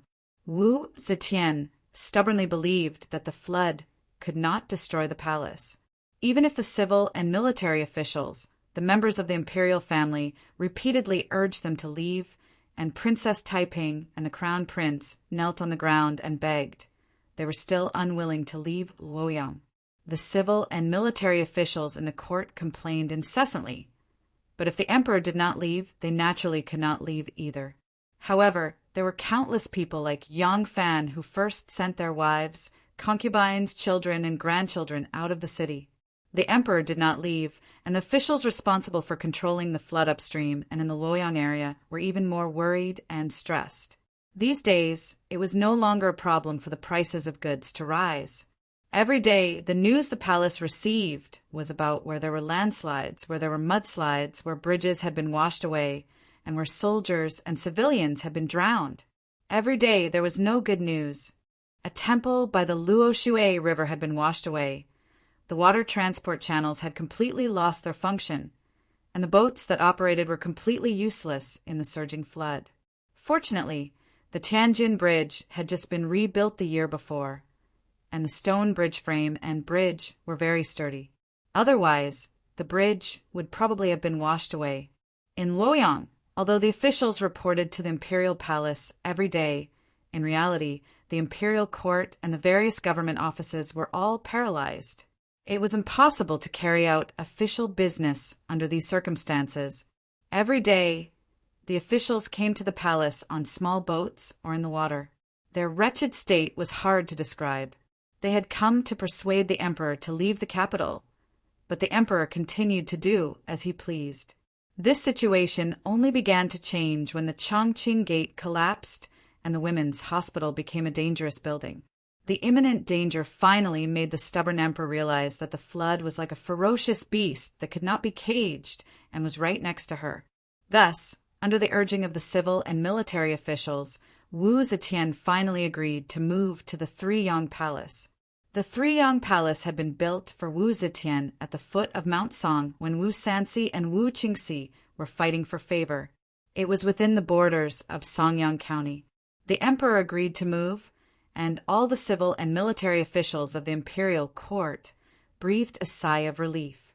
Thus, the emperor, the crown prince, the court officials, the imperial family, and several thousand people, under the escort of tens of thousands of soldiers and horses, majestically headed straight for Songyang. The Three-Yang Palace was built on the banks of the Shirtsong River. It had a circumference of 20 li, and its walls were 8 zhang high. Inside there were halls, pavilions, palaces, and corridors. There were strange rocks, clear springs, and flowing water. It was a secret garden of the Li Palace, a paradise of its own. With the emperor moving to the Three-Yang Palace, the Featherwood Guard was the main force of the retinue, and all 1,000 cavalry were dispatched. Within the circumference of 20 li of the Three-Yang Palace, the 1,000 cavalry was the only armed force stationed there. Wu Yui's featherwood guard was stationed outside the palace. Yang Fan trudged all the way, shouldering the most arduous task of surrounding and protecting the emperor. The arrangement of living quarters was Wanner's responsibility. The emperor, the crown prince, the princes, and the princesses lived in the Three Yang Palace. The prime ministers, ministers, and assistant ministers also had their own living quarters. Many of the attendants and ordinary officials could only settle in the residences, monasteries, and temporary tents outside the Three Yang Palace. Wanner very easily arranged for Yang Fan to live near her residence. This was not the palace, so there was not much to avoid in a temporary residence. Furthermore, Yang Fan was responsible for the defense of the Three Yang Palace, while she was responsible for the internal affairs of the Three Yang Palace. Living closer would also make it easier for them to communicate and arrange various matters, so that no one would suspect anything. In such an elegant and beautiful place, there were trees and strange rocks between the palaces, flying springs and flowing waterfalls. It should have been the perfect place for lovers to meet. But Yang Fan had just arrived in a muddy haze, and he had to continuously arrange the defense. He felt unbearably tired, so even though he knew that Wanner was nearby, he first returned to his own residence. At this time, the emperor probably did not have time to boil hot water, so Yang Fan did not have a supply of hot water. However, the weather in early autumn was not cold. Yang Fan carried a few buckets of clear spring water from the back of the house. He took a bath and freshened up, changed into clean clothes, and lay down on the bed to rest for half an hour. Only then did his energy recover. Only now did Yang Fan remember that Wanner's residence was on the slope behind his house, very close to him. His heart couldn't help but move. He quickly got up from the bed, tied his hat, and tidied up his clothes. He stepped out of the room and walked along a grassy path along the mountain wall toward the slope. Yang Fan walked up the slope and saw a red flying Eve in the thick green shade. He was about to walk over when a shout suddenly came from behind him. "General!" Yang Fan turned around.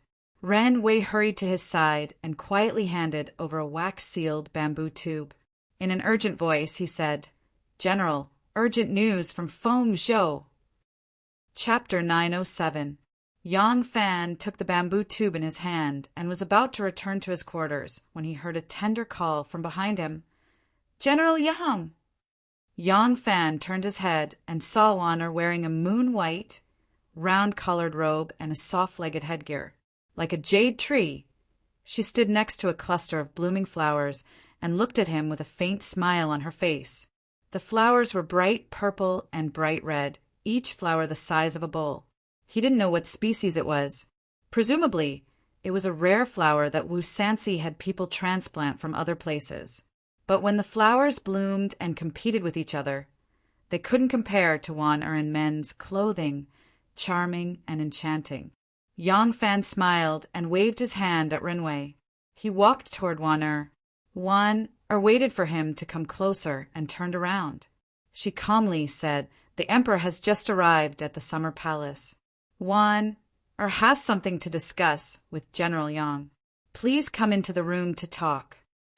Walking along the pebbled path among the flowers, 2 or 3 palace maids slowly walked by. On the way, they met Wanner and quickly retreated to the side of the road, bowing to her. Wanner walked straight ahead, only nodding her head slightly in acknowledgement. Yang Fan followed behind Wanner and watched her slender waist swaying gracefully. Although she was dressed in men's clothing, it still couldn't hide the full moon's beauty. He suddenly remembered the time when he was caught by Wanner carrying a stack of memorials to the historian's library. He couldn't help but smile knowingly. Wanner walked gracefully, not dignified, but she seemed to know that Yang Fan was watching her from behind. She walked to the front of a quiet little pavilion with the words, "Orchid Fragrance Pavilion," written on it. Suddenly, she held the door with one hand and looked back with a smile. Then, like a butterfly, she flashed in. Only this glance back, that limitless beauty and allure was really something that a mature and charming woman could not do. Yang Fan's heart warmed, and he quickly followed in. As soon as Yang Fan entered the room, he closed the door. As expected, as soon as the door was closed, Wan'er, who was hiding behind the door, threw herself into his arms. Her fiery red lips covered his mouth. Yang Fan held Wan'er's slender waist. As he kissed her, he half carried, half dragged her into the bedroom. Only then did Wan'er let go of Yang Fan's lips that were like magnets. She panted slightly and said, "You are a bad person. I was walking next to you the whole time, but I couldn't even look at you. Now that we are at the Three Yang Palace, you still haven't come to see me." Yang Fan smiled and said, "Aren't I here now?" He gently pinched her cheeks. The jelly-like texture felt soft and smooth to the touch. This kind of skin had the elasticity and vitality of a young girl, but it also had a kind of softness that a young girl did not have. Although it was partly because she had just taken a bath, it was also because she had taken good care of herself. Wan'er rolled her eyes at him and said coquettishly, "If I didn't call out to you, wouldn't you have slipped away again?" Yang Fan said, "Of course not. I just received a secret letter, and I wanted to go back and read it first. I know that you are tired, and I don't want you to worry any more." As he spoke, Yang Fan pulled out the stopper of the bamboo tube in front of her. Yang Fan naturally wouldn't hide anything from Wan'er. Furthermore, in this battle with the hidden sect, Luoyang's side would need the Shangguan clan's help. As the Shangguan clan's clan head, even if Yang Fan wanted to hide it from her, he wouldn't be able to.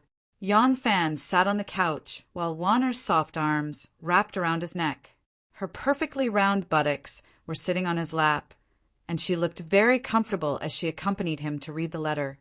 The letter was written by Gu Zhuting, and the words were very small and neat. It could be seen that Gu Zhuting wrote it very seriously. Although the words weren't nice to look at, it was especially so for the lady sitting on Yang Fan's lap. She was an expert in poetry, painting, and calligraphy. In her eyes, the words weren't even worth mentioning.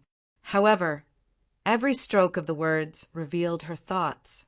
In the letter, Gu Zhuting described in detail to Yang Fan what they did and the problems they discovered after they arrived at the Feng province. Especially after the Feng province's granaries caught fire, she gave a detailed description. In the letter, it said that after the Feng province's granaries caught fire, Prince Pei decisively detained Songling, Songcheng, and all the granaries in the Feng province. He also sealed up the granaries and checked the grains one by one, hoping to find conclusive evidence. However, because the granaries in the Feng province were guarded by the granaries, the local grain merchants always bought their goods locally. Once the Feng province's granaries were sealed up, the few grain stores in the city were sold out in less than 2 days. Subsequently, the prices of the grains rose. When the news spread out, the grain merchants from Yan province, Feng province, and other places all rushed here. They took the opportunity to raise the prices of the grains, causing the people to be filled with resentment. At this moment, there were some counties and prefectures under the Feng province that used early ripening autumn grains to pay taxes that arrived at the Feng province. However, because the grains were paid taxes and hadn't been accepted into the treasury, they couldn't be sold. However, because Prince Pei had sealed up the granaries, the grains couldn't enter the treasury. The citizens who transported the grains to the Feng province stayed in the prefecture city and were responsible for their own food and lodging expenses. They were also anxious to return to their hometown to participate in the autumn harvest. Therefore, there were many complaints. Not long after, someone enticed the people to go to the inn to petition the outgoing provincial governor, Li Hao. Li Hao generously accepted the people's petition. He led the officials of his prefecture, the gentry of Feng province, and the petitioners to the provincial governor's mansion to plead on behalf of the people. Prince Pei left the mansion to answer, but unexpectedly a quarrel broke out, almost inciting a revolt. Prince Pei was chased, beaten, and cursed by the people. In a panic, he retreated into his mansion and didn't dare to come out again.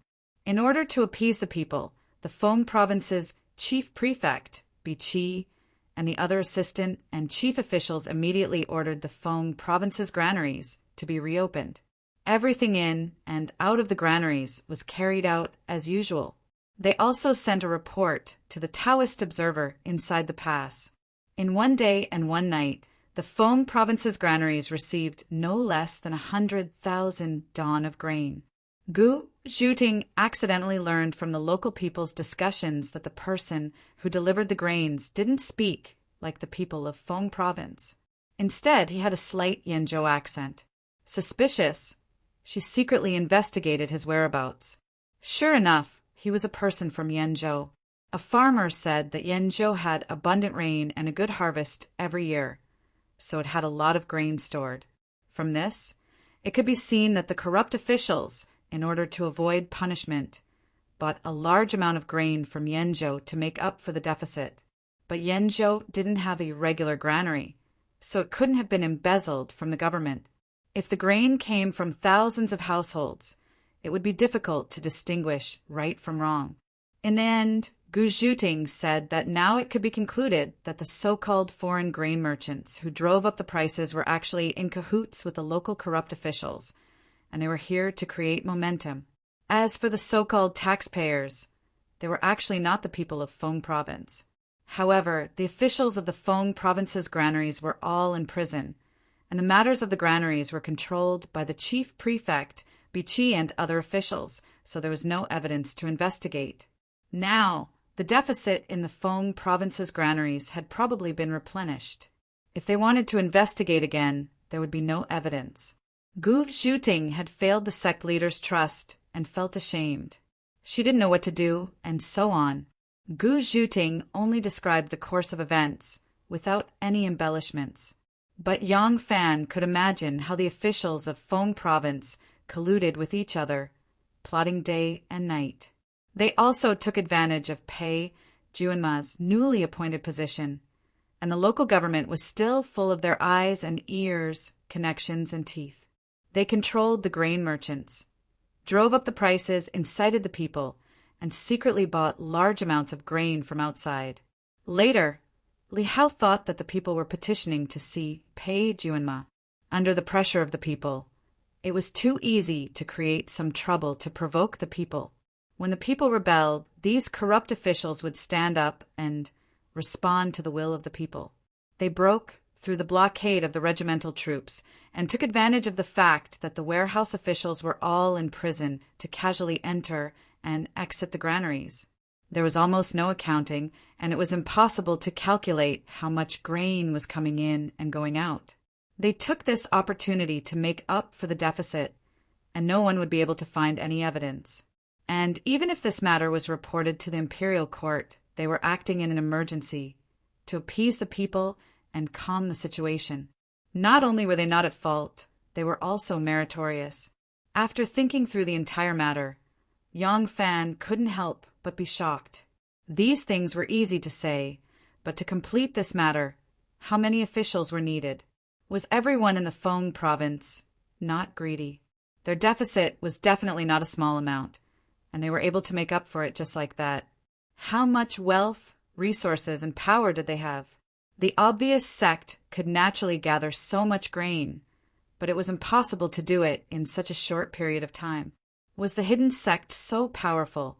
They asked the grain merchants to not sell the grain, and they sent the grain merchants from outside to drive up the prices to increase their influence. They successfully organized such a large movement, and in the end created a situation that was filled with flaws but had no weak points. How much power did the hidden sect have? How much organization and control did they have? This had far exceeded Yang Fan's estimation. Yang Fan's expression changed. He originally thought that with his advantage in officialdom and that he was the one who initiated the attack, he would be able to find a flaw in the hidden sect and would definitely be able to put the hidden sect in a passive position. However, the power that the hidden sect displayed through this matter had shocked Yang Fan, and he didn't dare to have any thoughts of getting lucky. Wan read 10 lines at a glance, and she read even faster than Yang Fan. Before Yang Fan finished reading, she had already finished reading. She immediately understood that Long Juan's painstaking plan to deal a fatal blow to the hidden sect had already failed. The hidden sect had already made up for their only flaw, and Lang Jun could only passively defend. From the strength that the hidden sect had displayed in this contest, Lang Jun might very well won, or looked at Yang Fan with worry. Yang Fan's expression was gloomy, and after a long time, he slowly tightened his grip on the letter in his hand. Wan, or lightly leaned into his embrace and faintly said, "Erlang." Yang Fan patted her soft and powerful waist and smiled faintly, but his eyes didn't have a trace of a smile. I underestimated the hidden sect's ability. Now that my greatest support has disappeared, I might follow in young Master Zhang's footsteps in this battle. Wana lightly rested her pretty face on his shoulder and said softly, "It is still too early to say who will win and who will lose. Erlang, just fight with all your strength. It is good if you win, but if you really lose, then you lose. So what if you don't become the Xian sect patriarch? So what if you don't become an official? Also, we're not at the end of the line yet."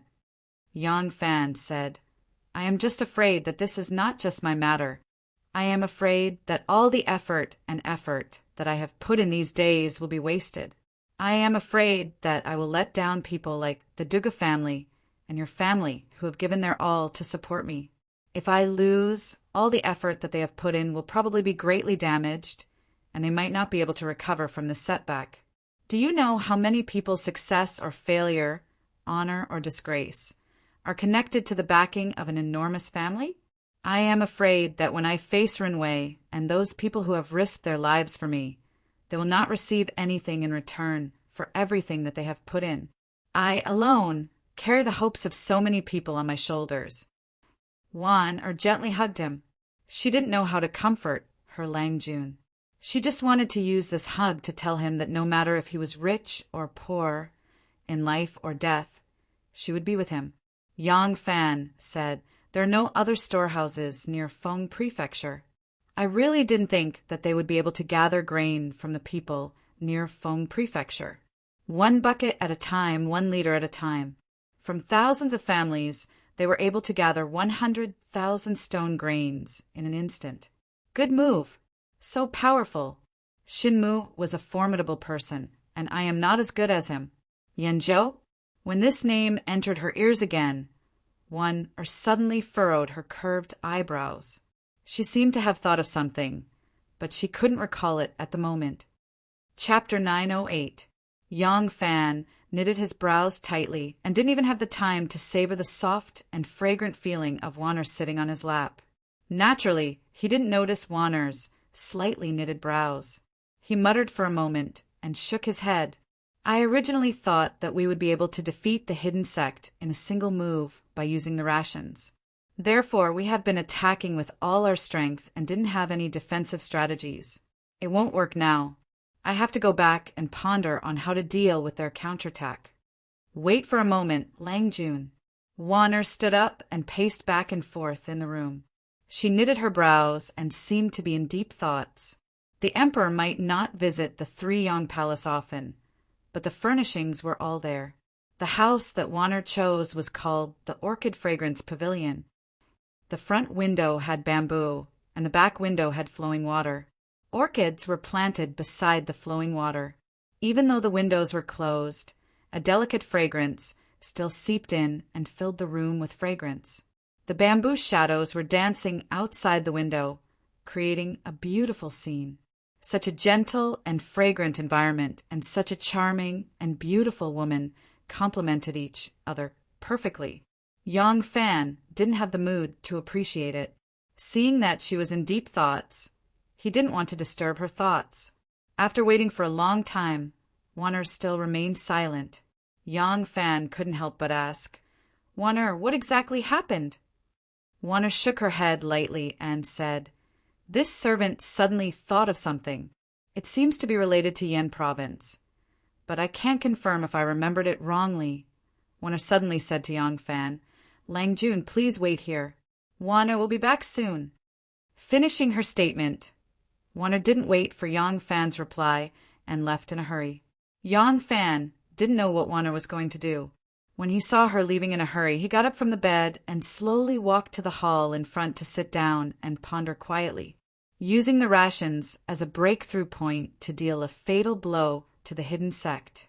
From the looks of it, only Yang Fan was busy. Yang Fan had used the official forces to submit a memorial. He first made a feint to attract the hidden sect's attention to the Grand Plain storehouse, drawing out the resources that the hidden sect possessed to replenish the Grand Plains storehouse's deficit. He then immediately made a move on the Dan province and the Feng province. In this process, other than a trusted aide sent by Yang Fan, there were only 2 imperial censors from the imperial court. Other than giving Yang Fan ideas, the entire Xian sect didn't do anything else. Actually, that was not the case. How did Yang Fan accurately locate his targets at Taiyuan Warehouse, Danzhou Warehouse, and Fuzhou Warehouse? To determine where they would attack, Xianzong had used large amounts of manpower and resources. The Battle of Chang happened 2 years ago. Back then, other than the many grain merchants with the backing of the obvious and hidden sects, there were also many ordinary grain merchants who heard the news and saw the profits. This served as a great cover for the grain merchants with the backing of the hidden sects.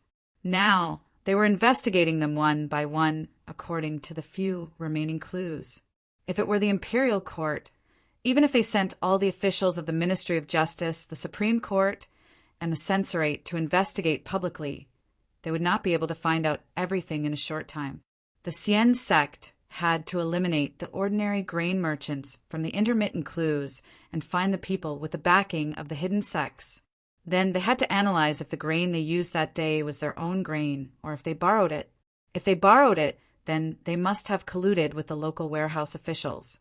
Next, they had to investigate if the deficit had been made up for. All of these steps weren't easy to accomplish. Especially during the investigation, they had to pay attention to concealment and not let the hidden sects find out what they were investigating.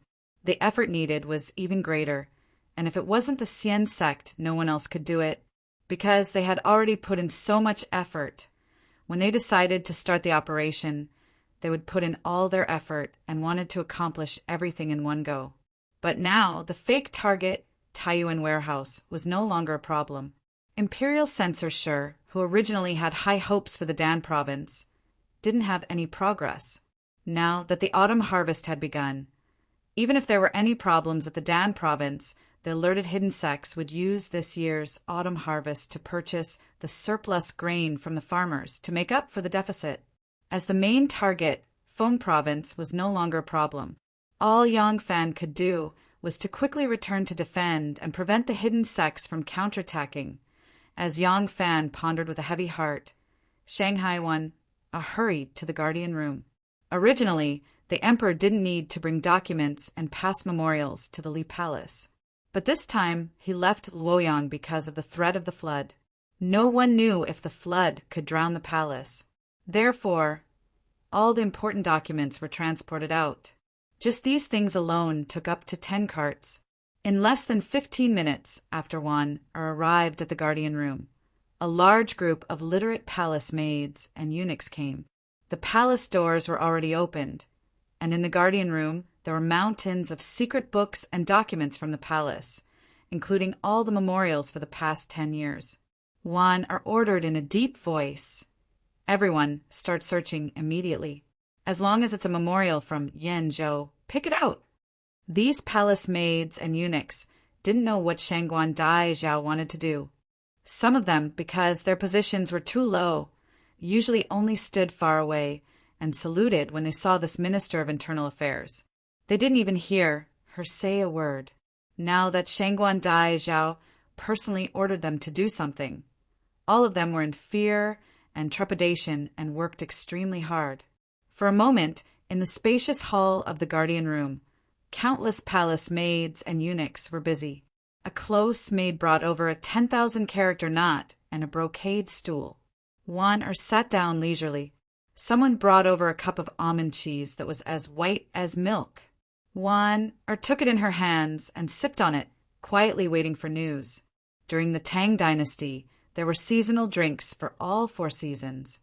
For example, in spring there was fragrant drink and peach blossom drink. In summer there was black plum drink and sugar drink.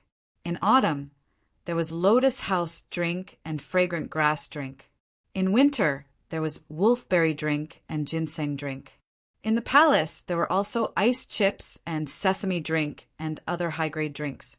One loved the apricot drink made from almonds. Her close maids knew what she liked and naturally fawned over her. To be made, this servant found a copy here. A palace maid found a memorial to the imperial court from the Yenzhou prefecture and happily handed it to Wan quickly took it and flipped through it. This was submitted to the imperial court in the first year of proving holiness by the Yenzhou prefecture. However, by the time the imperial court received the memorial, the year had already been changed to the first year of 10,000 years of heavenly book. Wu Zetian, who liked to change year names, had changed her year name twice in this year. Because of this, the time on the cover of the memorial was changed. It was a bit conspicuous and was noticed by the lucky palace maid. This was the year when Huai burned down Mingtang and heaven. Wu Zetian ordered them to rebuild Mingtang and cast the 9 cauldrons. The Yenzhou prefecture received the news and submitted a memorial to the imperial court. In reality, it was to show off its merits to the emperor. Shanghai Wan saw that it had nothing to do with what she wanted, so she casually put it aside. After a while, another eunuch found a memorial to the Yenzhou prefecture and hurriedly presented it to Wan as if he was presenting a treasure. Wan opened it and read it. Her eyebrows raised in delight. She gracefully stood up and said, "You all continue to search. Put the Yenzhou prefecture's memorials together and wait for me to read them." Finishing her statement, Wan held onto the memorial and left quickly. She headed straight for her residence. Yang Fan sat in the front hall and pondered repeatedly. His mind gradually outlined some concrete steps to prevent the hidden sect from retaliating. When he came back to his senses, he realized that Wan had been gone for a long time and hadn't returned. Yang Fan saw that the sun was setting and it was nearing dusk. He wanted to leave first and get Ranwei to pass on the information. The earlier he made preparations, the lesser the losses, right? Just as he stood up, Wan hurriedly walked in. Her footsteps were hurried, but her shoulders didn't sway and her sleeves didn't sway. She was like the floating clouds and flowing water. "Erlang, look at this." Wan smiled like a flower as she handed the memorial to Yang Fan. How could a memorial be read by just anyone? However, there were only the 2 of them now, and Yang Fan didn't have any reservations. Although he was curious, he didn't ask and immediately flipped open the memorial to read it carefully, requesting Yenzhou to exempt money and provide relief. When he saw the title, Yang Fan was startled. He looked at the date and saw that it was the first year of the San calendar, which was 2 years ago. Yang Fan continued to read. This was a memorial from the Yenzhou provincial governor, Xie Bin, to the imperial court. The memorial said, "The jurisdiction of Yenzhou is different from the interior. There are frequent wars at the borders, and it has harmed Yenzhou. There are endless natural disasters and years of drought. As a result, the land is bitterly cold and barren. People have to sell their children, and the people have no way to make a living." The memorial also said, "This official has been in office for 7 years. I have tried all means to mediate, enrich the household, and pacify the borders. However, I am only barely able to provide food and clothing for the people. I am truly ashamed of the imperial court's great expectations of the emperor. This year there has been a great drought, and it hasn't rained for months. There is no hope for farming, and there are no products to be produced. There are no merchants, and I am afraid that the people will have no way to make a living again." In the Tang dynasty, the transfer of provincial governors was not frequent, and the transfer of provincial governors in the northern regions was even less frequent. It was common for a provincial governor to be in office for 8 to 10 years, because the local area was poor and there were frequent foreign invasions. If the local governor was transferred too frequently, he would be transferred before he could familiarize himself with the area. It would be difficult for him to manage the area well. Therefore, it was not unusual for the Yenzhou provincial governor to be in office for 7 years. Looking at this memorial, it was voluminous and full of pleas for the people. Provincial Governor Xie was doing his utmost to plead for the imperial court to exempt money and grain from Yenzhou, and to provide relief to the victims of the disaster. Because of his own incompetence in managing the area, he frequently requested relief from the imperial court, causing him to be anxious and uneasy. The image of an honest and upright official who loved and cared for the people appeared vividly on the paper. Below the memorial, there were also the emperor's comments. As soon as Yang Fan saw the handwriting, he knew that it was written by Wan, or on behalf of the emperor. Yang Fan patted the memorial and said, "This is a memorial to the Yenzhou prefecture. Because of the years of famine, the people are poor.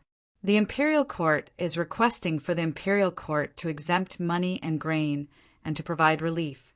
"Why do you want me to look at this?" Before he could finish his sentence, Yang Fan suddenly froze in place. He opened his mouth and was tongue-tied, unable to say anything. After being frozen for a long time, Yang Fan hurriedly lowered his head and looked at the memorial again. He stared at it with wide eyes for a long time. There was no mistake. It was indeed a memorial from the Yenzhou prefecture. The inscription and seal were undoubtedly from the Yenzhou prefecture. Yang Fan suddenly raised his head and looked at Wan. Wan gently nodded her head and said, "At first, I was worried that I would remember wrongly. Now that I have found this memorial, there is no doubt about it. Below, there is also the official reply that I wrote on behalf of the emperor. Yenzhou is exempted from money and grain for a year, and 80,000 dan of grain is given as relief." Yang Fan murmured, "Yenzhou has been suffering from drought for years. The people are short of food and clothing, and they often need the imperial court to provide relief." But in the blink of an eye, they were actually able to gather 100,000 dan of grain to make up for Yenzhou's deficit? Wan Er's eyes sparkled. "This time, Lang Jun, I'm afraid that you will dig out a giant rat that is even bigger than a hamster." Yang Fan said, "Not just that. I'm afraid that if we investigate this seriously, the entire bureaucracy in the Northwest will collapse." Wan sweetly said, "Lang Jun went to the southern border. Countless heads fell, and hundreds of officials lost their jobs. This time, will the Northwest suffer because of Lang Jun again?" Yang Fan said, "Actually, there is something I haven't told you." Wan Er's pair of beautiful eyes slightly widened. She asked, "What is it?" Yang Fan said, "When I was young, I followed my teacher out to sea. At night, I saw a large star in the sky. It was more than 2 feet long. The starry sky was a rare sight. My teacher wanted to name me Xingqi because of it." Wan thought about it. She also knew about this strange event. How could she not remember that Wu Zetian changed her era name because of it? Wan couldn't help but say, "What do you mean? Are you the reincarnation of a jinx?" Yang Fan said seriously, "Looking at it now, I'm afraid so." Chapter 909. We can use the secret memorials in the Imperial Censor. Taiping has contacts in the Imperial Censor. I can also. In an instant, Wan thought of a countermeasure, but before she could finish, Yang Fan interrupted. "No, this time let me report it to the emperor."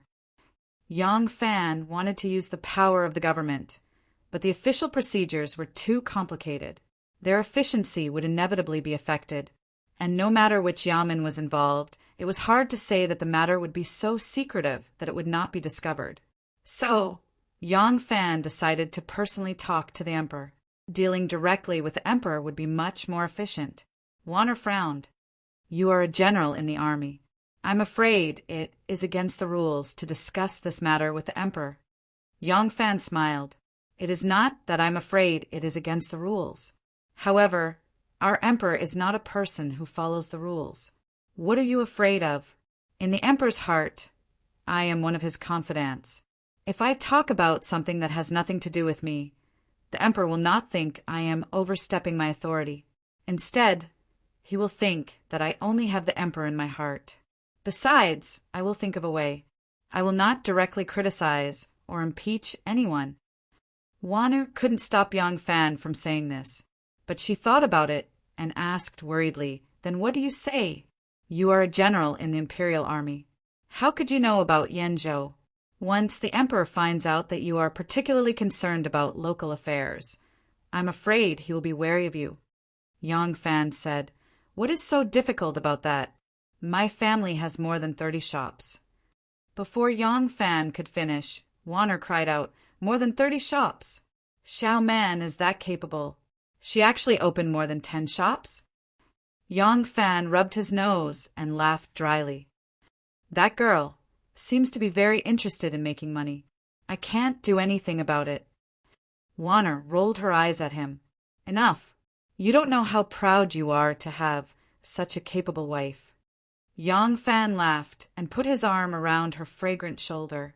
In a gentle voice he said, My dear wife, not only is you a female prime minister, you are also a great scholar who can weigh the world.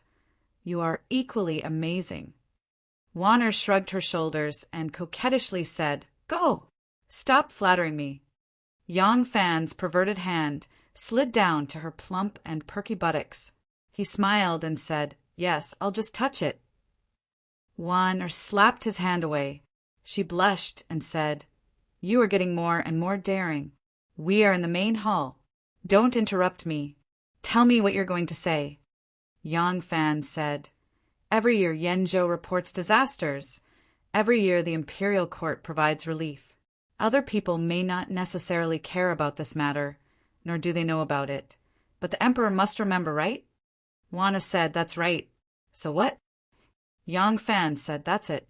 My family runs more than 30 shops. Among them, there is a fur shop in the north, south, and west cities. We have always purchased fur from the north and west. If my shop's employees pass by Yenzhou and have some information, they can come back and tell me. I will then find an opportunity to tell the emperor. How about it? Ha ha! Whether Yenzhou is rich or poor, I don't know. I only want to tell the emperor what my family has seen and heard."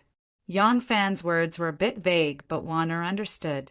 She rolled her eyes and nodded slightly. "That's a good reason." Yang Fan said proudly, "Of course. I won't even mention anything about Yenzhou. Do you think Pei Juanma doesn't know how to submit a memorial to defend himself and let those corrupt officials slander him? By his side, cough cough, although he is inexperienced, he comes from a big family. This time he is going to Yenzhou to be the provincial governor. I don't believe the Pei family won't send a few experienced advisors to assist him. In this way, when his memorial reaches the emperor, plus my words, won't the emperor be suspicious? Our emperor's paranoia has always been very serious." Wanner glanced at Yang Fan. Her eyes, which were like dots of paint, were like a little bird tilting its head to look at people. It was very cute. Yang Fan said proudly, "What do you think?" Wanner's face slowly revealed a smile that was not a smile. She said, "You're so amazing, Erlang. You didn't even move your eyes, and your lie was flawless. Tell me, have you ever lied to me?" Yang Fan immediately shook his head and said, "No." Wanner asked doubtfully, "Really?" Yang Fan said, "I really haven't, because everything you have is mine. Even you are mine. What else is there for me to lie to?" Wanner smiled. At this time, she didn't care whether they were in the hall or not. She threw herself into his arms and opened her mouth with her pearly white teeth. She gently bit his shoulder. The two of them hugged each other. It was quiet for a long time. Wanner said softly, "Accompany me for dinner tonight." Yang Fan hesitated and said, "But you," Wanner said, "of the people who serve me, who can't see the relationship between you and me? Don't worry, no one will speak carelessly." Yang Fan agreed and gently hugged her slender waist. Wanner took the opportunity to sit in his arms. Wanner had just sat down when she jumped up as if she had been pricked by a needle. She glanced at the bulging tent under his crotch. She was angry and funny at the same time. She said, Can you not be so useless?" Yang Fan said innocently, "How can you blame me for this? Who asked my one to be as beautiful as a flower? You're out of this world." Wan rolled her eyes at him again. She was very happy and very sweet. Which woman didn't like to be praised for their beauty, especially when the praise came from her man? Seeing him moved by her, she naturally felt very proud. Yang Fan looked at the sky and suddenly stood up. He grabbed Wan's leg and walked into the inner room. Wan was shocked and said, "What are you doing?" As they spoke, the two of them had already turned around the screen. They heard Yang Fan's voice coming from behind the screen. There was a hint of laughter in his voice. "What do you think I'm doing?" "Of course I'm doing what you and I love to do the most." Before his voice faded away, a jade belt was already placed on the screen, followed by a moon-white robe. Wan's voice was a little pleading. "No, we left the palace in a hurry. I didn't bring any medicine." Yang Fan said, "It's already like this. What do you think we should do?" Wan spat at him and said, "Hurry up and put away that ugly thing. Why don't I?" Yang Fan said, "What? I can't hear you." Wan said angrily, "I won't say it. You did it on purpose." Yang Fan smiled and said, Fine. But, of course I have to play the flute. It's just a flute.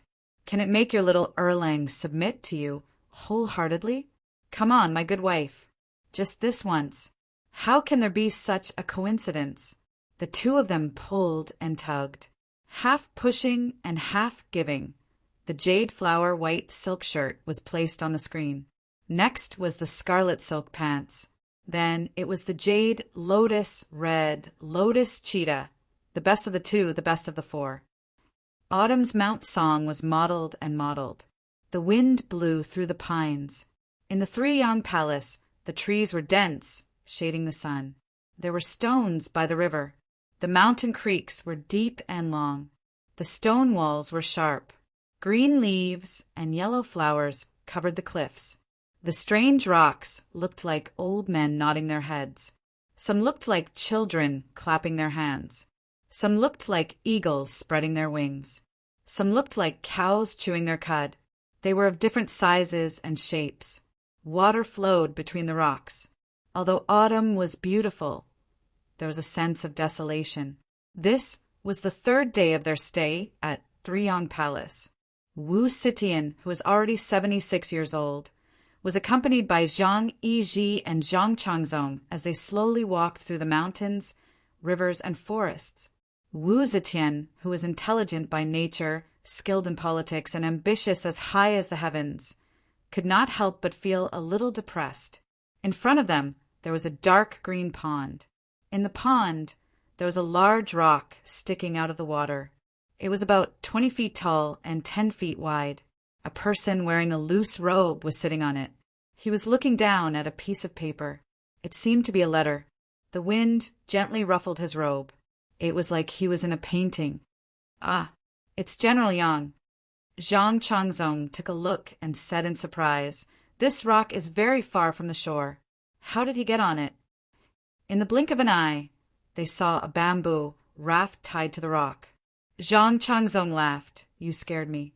I thought General Yang could cross the water on a duckweed." Wu Zetian smiled and stopped. She asked curiously, "What is he looking at? He's so engrossed."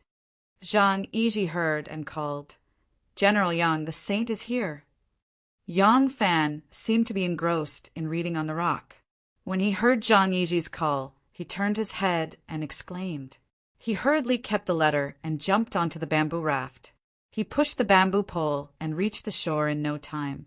Dodging a few large rocks, he bowed deeply to Wu Zetian and said, "Subject Yang Fan greets the saint." Now that Yang Fan is the 1,000 cavalry general and the emperor's bodyguard, he followed the people in the palace and addressed Wu Zetian as the saint. This is how the people in the palace address the emperor. Those who are not close to the emperor can only address her as Her Majesty or emperor. Even though it is just a title, it shows the difference between them. Wu Zetian smiled. Yang Fan, you are so relaxed. What are you doing here? Yang Fan bowed and replied, Subject is reading a letter from home and did not notice the saint's arrival. I ask for the saint's forgiveness.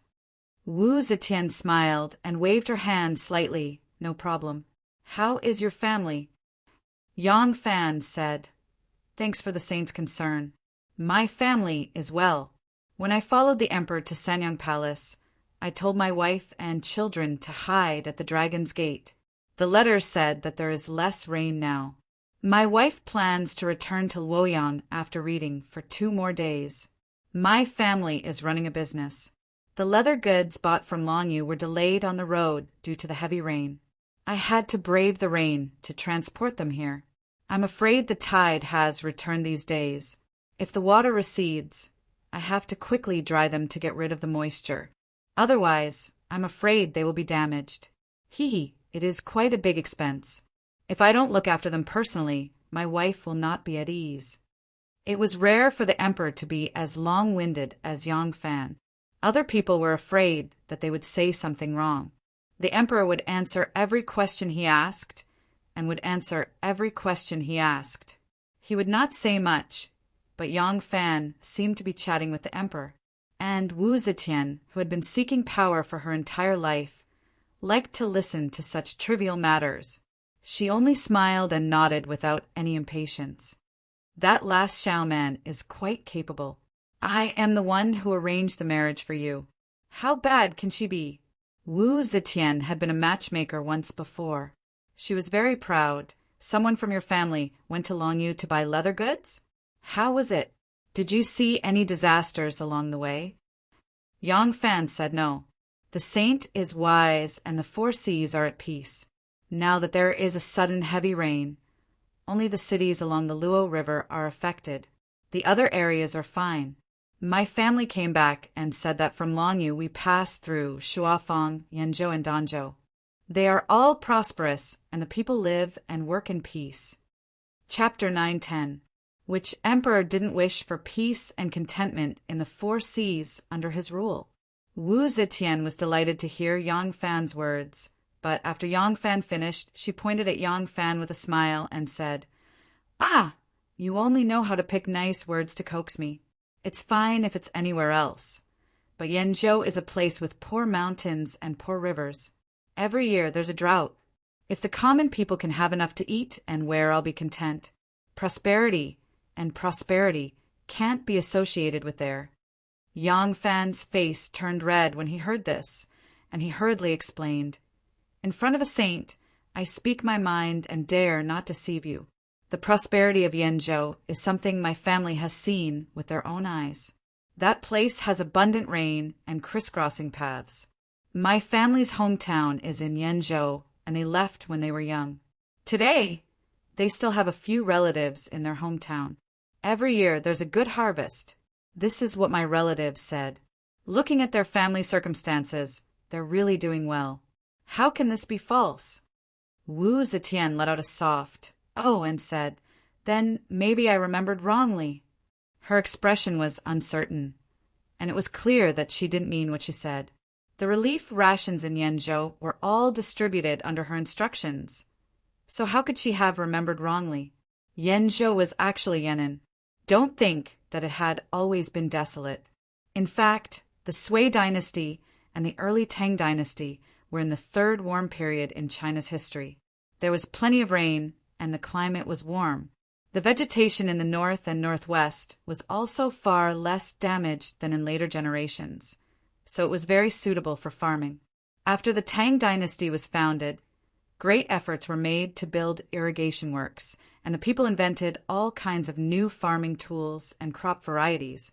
With the increase of exchanges between China and the West, the government's policies were also heavily tilted toward agriculture. As a result, the north and northwest regions became important grain-producing areas. It wasn't until the Middle Tang dynasty that the weather gradually became colder, and the living conditions of the northern nomads became increasingly harsh. The Central Plains Empire also experienced a period of vigorous development, and the national strength began to weaken. Under these circumstances, the nomads in the north and northwest began to change their previous policy of looting and running. They continued to steadily expand their living space in the Central Plains. As a result, many areas that had become important grain-producing areas during the Sui and Tang dynasties degenerated because of war and the nomads' occupation. They once again became nomadic areas, and this situation continued for many years. Now, however, it wasn't the same. In the eyes of many future generations, the desolate and barren areas were now little Guangzhou. However, Wu Zetian was not aware of this situation. The late Sui dynasty was in chaos, and the Turks invaded the east. The Yanzhou region became sparsely populated and impoverished. After the establishment of the Tang dynasty, many more years of hardships followed until the Turkic civil strife broke out and the eastern and western Turkic Khaganate split. Only then did the imperial court seize the opportunity to deal a heavy blow to the Turkic Khaganate and regain control of this region. After that, after many years of population expansion and land reclamation, the Yanzhou region gradually recovered its vitality. A long time ago, Wu Zetian had entered the palace. At the time, she was only 14 years old and had lived in the palace for many years. By the time she had gained political power, Yanzhou had once again become an agricultural area. But if the local officials deliberately concealed these things, how could Wu Zetian, who lived deep in the palace, know? Originally, it was very relaxing to listen to Yang Fan talk about trivial matters, but the last sentence was like a thorn, deeply piercing into Wu Zetian's heart. Wu Zetian was no longer in the mood to take a stroll. She immediately returned to the palace and summoned Wan Er. She told her to organize the files and read all the memorials to Yanzhou. Wan Er had already picked out the memorials related to Yanzhou, but she couldn't immediately send them to the emperor. Wan Er went back and waited for more than 2 hours before returning to the emperor's palace with a stack of memorials. Wu Zetian flipped through the memorials one by one, and her expression became more and more gloomy. She would rather believe that what was said in the memorials was true and that Yang Fan's family was just talking nonsense, purposely trying to give credit to their hometown. But if this matter was true, just thinking about it made people tremble with fear. The Son of Heaven was the ruler of the 4 seas, but it was impossible for the Son of Heaven to travel all over the mountains and rivers and look after every piece of her territory. The vast rivers and mountains had to be entrusted to her officials to look after. In this era, transportation was inconvenient and information was not smooth. If the officials deliberately hid things from her, then wouldn't she become deaf, blind, and a puppet at the mercy of others? She didn't dare to think about the consequences. She had always been suspicious, and the consequences of this matter were so serious. How could she be vague about it? After thinking for a long time, Wu Zetian slowly said, "Go, summon the Ministry of Revenue and the Imperial Censorate." Wu Zetian hadn't finished speaking when she suddenly thought of something. She turned to Wan Er and said, "Tell me about this Yanzhou provincial governor's situation. Regarding the civil and military officials of the Manchurian court and the important officials of the prefectures, their biographies and their political relationships, Shanghai Wan Er knew them all by heart. It was as if she was a moving archive, because she was able to memorize the complicated political relationships between these officials. Her pulse was accurate, and she was able to handle memorials without waiting for the Son of Heaven to speak. She was able to propose the most appropriate solution. Shanghai Wan Er's position as the female Minister of the Interior had not been shaken by anyone for so many years. How could she be easy to deal with? Wu Zetian slightly closed her eyes. Zhang Changzong gently massaged her head from behind as she listened to Shanghai Wan Er's narration. Shanghai Wan Er had only spoken halfway when Wu Zetian suddenly opened her eyes. She said in surprise, "This person was recommended by Chang Si." Shanghai Wan Er gently lowered her beautiful eyelids and said in a low voice, "Yes." Wu Zetian's eyes flashed. This person has already been in Yanzhou for 9 years. Why has Chang Si never thought of making a move against him? Wu Zetian knew that the two nephews of Wu Sanxi and Wu Qingxi, in order to fight for power, had wantonly installed their trusted aides as officials. However, both of them liked to place their trusted aides in the imperial court or the army. They placed them in a remote prefecture and never paid attention to them. This kind of thing was unavoidably strange. Shanghai wanted to say something, but hesitated. Wu Zetian saw it and said indifferently, "There are no outsiders here. There is no harm in saying what you want." Shanghai Wan said softly, "Yes." This Xiaoyu Bin was originally the county magistrate of Ningyuan County in Jinzhou. He once looked after the Prince of Wei very much. Wu Zetian suddenly understood. After she came to power, she had exiled several of her cousins to the desolate border. Among them, her cousin Wu Yuanshuang's family was exiled to Ningyuan County in Jinzhou, now Sanya and Hainan. Wu Qingxi was Wu Yuanshuang's son. At that time, he was also in Ningyuan County. Presumably, this Xiaoyu Bin, who was the county magistrate of Ningyuan County at that time, had looked after the Wu father and son. So Wu Qingxi returned the favor. Wu Zetian slowly leaned back in her chair. Zhang Changzong's snow-white and soft hands gently rested on her head, continuing to massage. Wu Zetian closed her eyes and said without batting an eyelid, "Continue." "Yes." Shanghai continued to introduce Provincial Governor Xie's situation. From his resume, it was indeed the same time as Wu Qingxi's rise to power. It was also about 10 years ago, when she was preparing to kick away her puppet son and ascend the throne herself. She began to put the Wu clansmen in important positions. At that time, Wu Qingxi had just grasped great power and became a new noble in the imperial court. County Magistrate Xie was immediately transferred from the distant Ningyuan County in Jinzhou to the capital. After serving as the Luoyang County Magistrate for less than a year, he was transferred to the Supreme Court.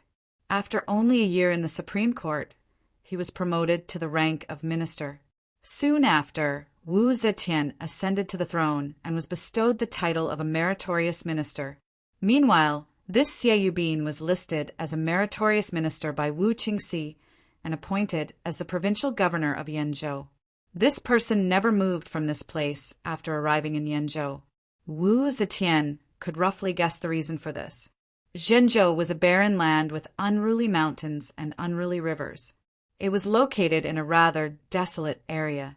In an area with developed culture and education, scholars who are well-read might not necessarily be able to pass the imperial examinations. However, in a place like Zhenzhou, as long as one's handwriting didn't make any mistakes and his writing was somewhat organized, one could become an imperial scholar. How high could the quality of a county magistrate in this kind of place be? It was very likely that Wu Qingxi only promoted him to an official to repay a debt of gratitude. He didn't have any hopes of nurturing him into a capable confidant. Or perhaps when he first allowed him to enter the Luoyang Prefecture and the Supreme Court, it was a process of inspection and nurturing.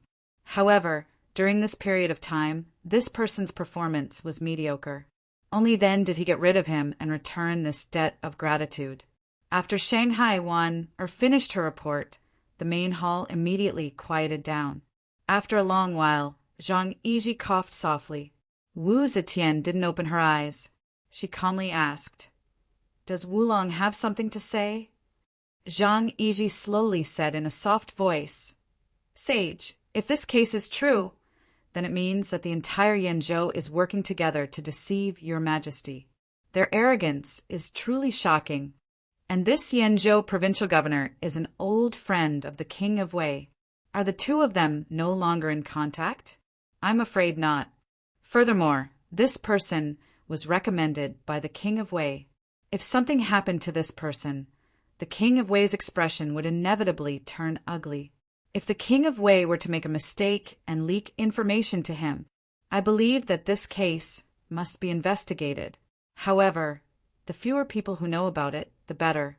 If the Ministry of Justice or the Imperial Censorate were to send someone, I'm afraid that before the person even left the capital, the news would be leaked. Wu Zetian made a sound of agreement and said, "Does Wulong have a suitable candidate in mind?" Zhang Changzong rushed to say, "Sage, Changzong is willing to share your majesty's worries." "You." Wu Zetian opened her eyes and looked at Zhang Changzong in astonishment. In her eyes, Zhang Changzong was her little lover, and also vaguely had the feeling of an elder doting on a younger generation. The only thing, she didn't see him as a minister who could take charge of his own affairs, even though he was now an official under the title of Minister Fengchen.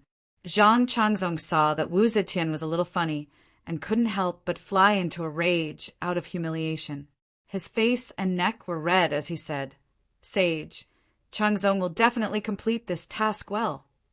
Wu Zetian patted the back of his palm and said with a smile, "Of course I believe in your abilities, but it's better if you stay in the palace to accompany me. It's not a good task to eat and sleep in the open. How can I bear to let you work so hard?" Zhang Changzong angrily said, "Sage obviously doesn't believe in Changzong's abilities." Wu Zetian's face slightly darkened. Zhang Yiji hurriedly said, "Wulong is young and insensible. Sage, please don't blame him. Speaking of which, Changzong has never been more than 100 miles away from Luoyang. No wonder he wants to go out for a walk. In my opinion, it's better to choose an honest and prudent person to take charge of this case. As for Wulong, let him follow along and treat it as a way to relax. If he really learns some skills, won't he be able to share your majesty's worries in the future?" Wu Zetian's face slightly relaxed. She slightly nodded and said, "Wulong's words are reasonable. Do you have a suitable candidate in mind?" Zhang Yiji smiled and said, "I think Sage has already thought of it. Since you want to test me, then I will say that this case was caused by a casual remark of Yang Fan. Yang Fan is your trusted minister, and he doesn't get along well with the Prince of Wei. Therefore, there's no reason for him to be afraid of power and shelter a corrupt official. Sage has praised him for his bravery and strategy. If you ask this person to go, isn't he the best candidate?" Wu Zetian happily nodded and said to Zhang Changzong, who was still fuming, "All right, Wulong, don't be angry. I will appoint you as the main imperial envoy, and Yang Fan as your deputy. You will go to Yenzhou to handle the case. Along the way, you must listen more and talk less. You can study hard. You can go sightseeing. But when investigating the case, you must not point fingers at Yang Fan." When Zhang Changzong heard that he was being appointed as the imperial envoy, he was wild with joy at first. But after listening to the latter part, he couldn't help but be angry and said, "In the end, aren't you still treating him like a child?" Chapter 9:11. The corn, which was originally green, dried up after the east wind blew.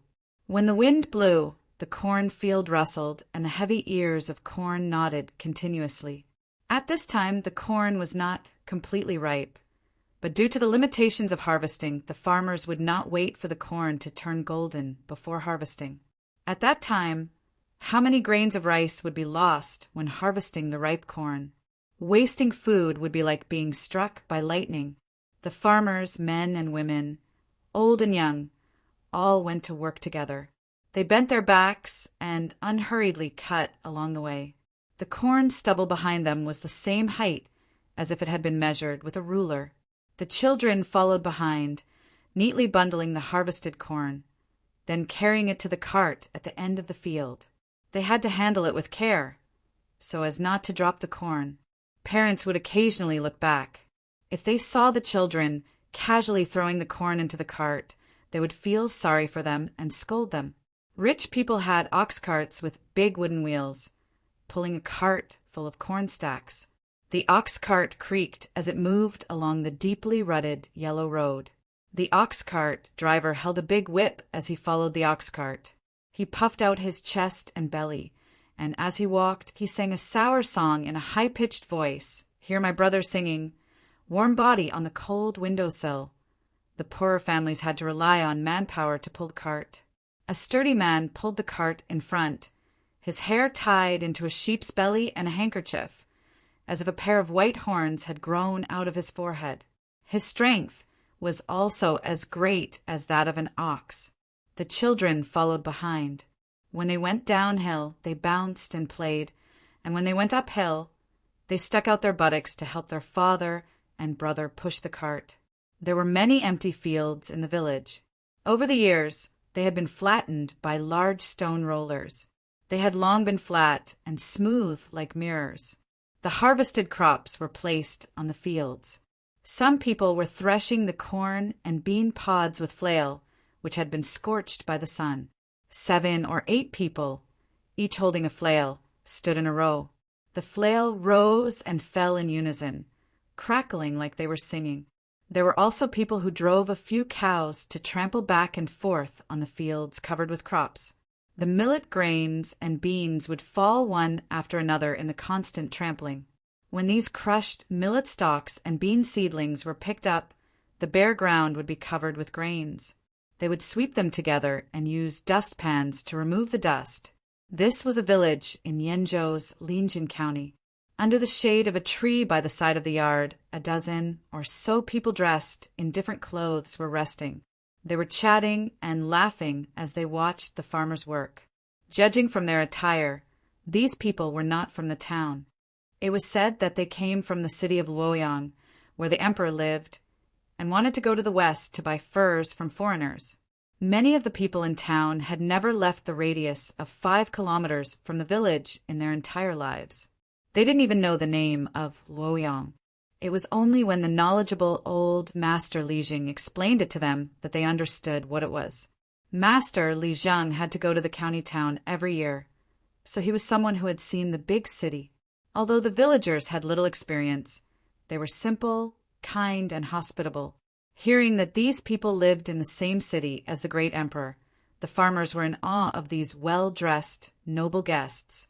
In front of these guests, even the most boorish men became reserved, for fear that they would be laughed at if they did something inappropriate. However, as long as they were a little further away from these distant noble guests, they immediately regained their composure. As a matter of fact, the man who was gently lashing the oxen's back with a small whip was happily singing, "Moo moo come, good come, good come, good come, good come, good come, good come, good come, good come, good come, good come, good come, good come, good come, good come." Who could imagine that when he was stopped by a guest who was more beautiful than a girl and whose skin was smoother than the buttocks of a newborn baby, he would be so embarrassed that his face turned red. Li Jing's surname was Qin, and his name was Qin Dashin. He flashed a mouthful of yellow teeth at Zhang Changzong with a simple and honest smile. Nobles don't mind them. They are all country bumpkins who have no experience. Merchants did not have much status in Luoyang, but in his eyes they were nobles. Furthermore, these nobles were very generous. They had only rested in the village, but they had casually given them many things. Although they were only needles and thread in the eyes of these nobles, they were only needles and thread. Beside the young man who was more beautiful than a girl was an extremely handsome man. He sat on a wooden stump and said to Qin Dashin with a smile, "Chen Li Jing, your village has had a good harvest this year." Qin Dashin beamed and said, "That's right. It wasn't like this when I was young. These years, thanks to Grandpa the land's blessings, the weather has been good, and the harvest has been better every year. Our days have become more and more enjoyable." Zhang Changzong lightly said, "The taxes will only be handed over after this batch of grain is harvested, right?" Qin Dashin blinked his eyes in confusion. "Ah? What did the nobles say?" This nobleman did not look as easy to talk to as the other noblemen. Qin Li Jing felt somewhat uneasy when speaking to him. He felt that although this nobleman was sitting on a small stool, he was even more impressive than the county's old master. He had seen the county's old master before. Once, when he entered the city to hand over the grain, the county's old master had opened a hearing.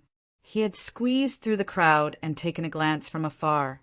Yang Fan said with a smile, "It's rent."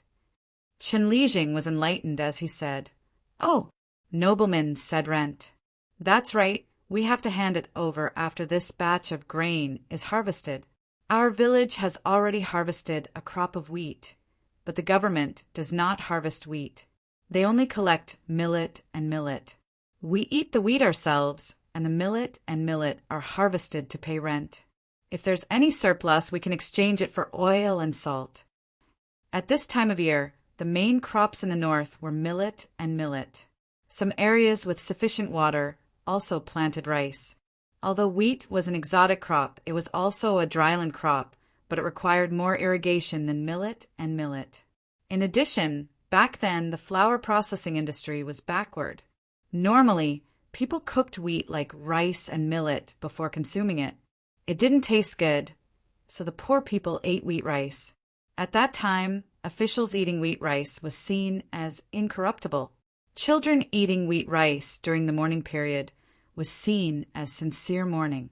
If someone left wheat rice for themselves to eat for their elders, they would be scolded for being unfilial. Wheat status in China's food system was only established during the Middle and Late Ming Dynasty. Thus, the government collected taxes mainly on millet, and the wheat could only be eaten by the farmers themselves. Yang Fan and Zhang Changzong looked at each other and asked with a smile, "Oh, how many mu of land does your village have? How much do you have to pay rent every year?" After understanding the local villagers' harvests and rent payment over the years, Yang Fan and Zhang Changzong led their men and left. This was already the fourth village that they had visited. After Yang Fan and Zhang Changzong received the emperor's secret order, they made meticulous arrangements. Although the people in the Three Yang Palace were the nobles of the highest level and might not have spies from the hidden sect, they still laid down layers of smoke screens just in case. Yang Fan's disappearance was because he had returned to Luoyang to investigate the water situation and prepare to report to the emperor when the water level receded. This information was only known to the upper echelons, and anyone who wanted to find out would be able to find out. Right now, Luoyang City was like a city of water. There were officials everywhere dealing with the aftermath, and it was a mess without any order. Even if someone received the information and wanted to go back to spy on Yang Fan, they would have to have the ability to find Yang Fan first. As for Zhang Changzong's disappearance, it was much simpler. He was originally in the inner court, and not many officials could see him. Apart from the eunuchs and maids by the emperor's side, who else knew that he wasn't in the palace? After Yang Fan and Zhang Changzong secretly left the Three Yang Palace, they immediately split into many groups. Apart from their group, the rest of the groups were all misdirection. They headed towards Sui Prefecture, Yin Prefecture, Dan Prefecture, and Tong Prefecture, respectively. However, their final rendezvous point was in Yin Prefecture. According to the time, they should be gathering here by now. Before Yang Fan set off, he sent someone to send a letter to Gu Zhuding, asking her and her siblings to rush over from Feng Prefecture. They were his capable assistants, and he naturally had to keep them by his side at this crucial moment. As for Feng Prefecture, there was nothing more to investigate, and he would let those corrupt officials be complacent for now. Originally, when Yang Fan was investigating Dan Prefecture and Feng Prefecture, he used methods that were half in the open and half in the dark, and he was half official and half pugilistic. However, when he noticed that there was an even more shocking conspiracy in the Yenzhou Prefecture, he didn't need to be so cautious anymore. In the face of absolute power, there was no room for schemes. Right now, he could use the simplest and crudest method to achieve his objective. As long as he could confirm the existence of the case in Yenzhou and arrest those local corrupt officials, he would be able to follow the clues and investigate further. The corrupt officials in Feng Prefecture would have nowhere to hide. The north and northwest regions were originally the focus of the hidden sect's operations, and they would definitely have countless connections with the local officials. Once this world-shaking case was settled, it would definitely deal a heavy blow to them. In this way, he would be able to strike at the corrupt officials and the hidden sect's influence. It could be said to be killing two birds with one stone. In the carriage, Zhang Changzong spoke excitedly. "General Yang, these places have been having good harvests every year, and the commoners have been paying taxes every year. However, the imperial court hasn't even received a single grain of tax. Yet, they receive Governor Xie's petitions for disaster relief every year, and they even have to allocate funds for disaster relief. This is obviously feigning disaster relief. Can we make a move and arrest them now? Yang Fan smiled and nodded. Minister Feng Chen is right. It is time for us to make a move. Zhang Changzong had traveled a long and arduous journey. Although there were people taking care of him, it was truly tiring for him to eat, wear, and travel. He originally thought that it would be fun to leave the capital city, but now that he thought about it, it was truly meaningless. The only thought that allowed him to hold on until now was to pretend to be an upright official and arrest people wantonly. This game was very interesting. Now that Yang Fan finally agreed to make a move, Zhang Changzong couldn't help but be wild with joy. He immediately pulled on the wall of the carriage, and with a kala sound, a hidden compartment popped out. Zhang Changzong took out a heavy iron box from the compartment and placed it on the table. When the box was opened, there was a yellow silk cushion at the bottom. There were 12 independent compartments. The first 6 compartments were square, and the last 6 were rectangular. In the square compartments, there were a total of 6 golden tortoises lying quietly. In the corresponding rectangular compartments, there was a roll of snow-white paper that was tied with a yellow ribbon. The tortoise was the tortoise talisman, and the paper was the imperial edict. With these 2 items, he could mobilize the troops and start a bloody storm. Chapter 912. On the surface, the Yenzhou prefecture truly did not give off the flourishing atmosphere of a major city like Defu. This was a vast and boundless lush plateau. The layers of terraced fields were like dancing musical notes, and the villages were scattered between the mountain ranges and ravines. Most of the people lived in caves that were warm in winter and cool in summer, according to the terrain. As a result, the buildings within Yenzhou City were largely affected by this. The buildings within the city were mostly tall and thick mud brick walls, flexible and ever-changing wooden square lattice windows, and large red paper-cut window decorations. They were very similar to cave dwellings, giving off a unique rustic atmosphere. However, the unending stream of people on the streets, the merchants driving their cows, goats, and camels, and the rising and falling sounds of hawking their wares still gave off a flourishing vitality. The architectural style of the Yenzhou provincial governor's residence was completely different from the other buildings within the city. Xie Yubin had already been the governor here for 9 years, and the provincial governor's residence had continuously expanded, becoming like a castle. The front castle had basically retained the original appearance of the provincial governor's residence, but the rear residence had been continuously expanded. The deep residence had large courtyards, connected rooms, carved pillars, elegant windows, and beautiful women. Folk songs and dances were played day and night. It was practically a paradise on earth. However, the people in the front courtyard simply could not imagine that behind a crescent door, within the dense thicket of trees, was a completely different world. At this moment, in the western courtyard of the rear residence, a tree was a fiery red and a tree was a golden yellow. The fiery red and the golden yellow were like flying sparks, drifting along with the breeze, drifting above the pavilion, sprinkling on the railings and floating on the water. The roof of the pavilion had greenish-black overhanging eaves, hidden in the shadows of the fiery red and golden trees. In front of the pavilion, there was a stone railing made of carved white marble. Below the railing was a clear blue water, red leaves rippling, and a clear pool. There were weeping willows by the shore, and there was an isolated island and a thatched cottage in the water. It was extremely quiet and elegant. Inside the pavilion, a floor-length red sandalwood screen inlaid with jade sat behind the master seat. It was warm and simple, and its color was natural. It was clearly an extremely expensive item. The middle-aged man with a beautiful beard sitting behind the screen in a wide-sleeved robe was the master of this residence, Yenzhou's governor, Xie Yubin.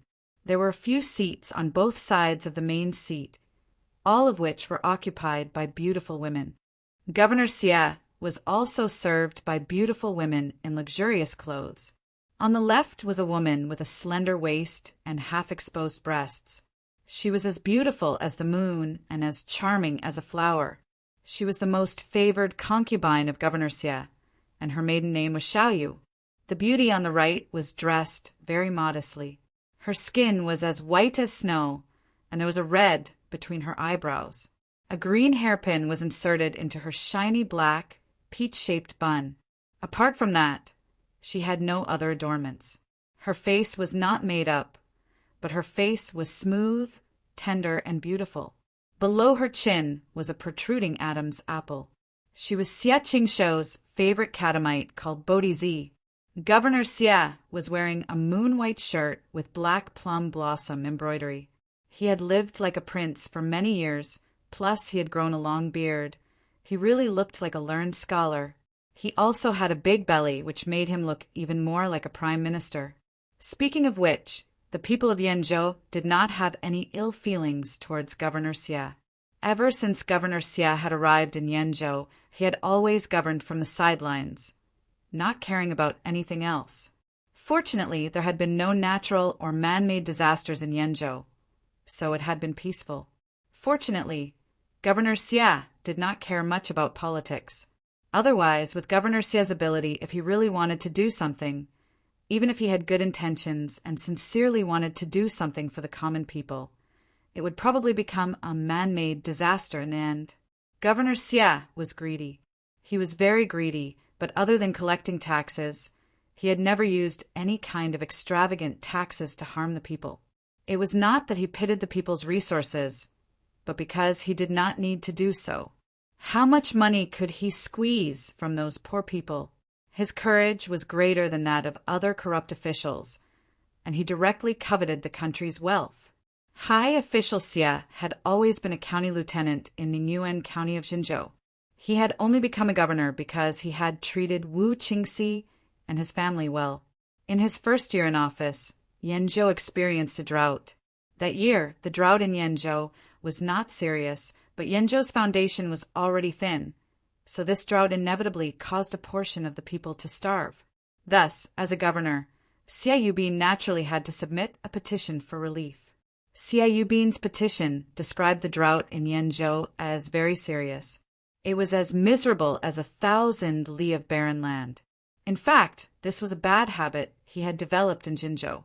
That place was too far from the heart of the empire, and the local officials were the local tyrants.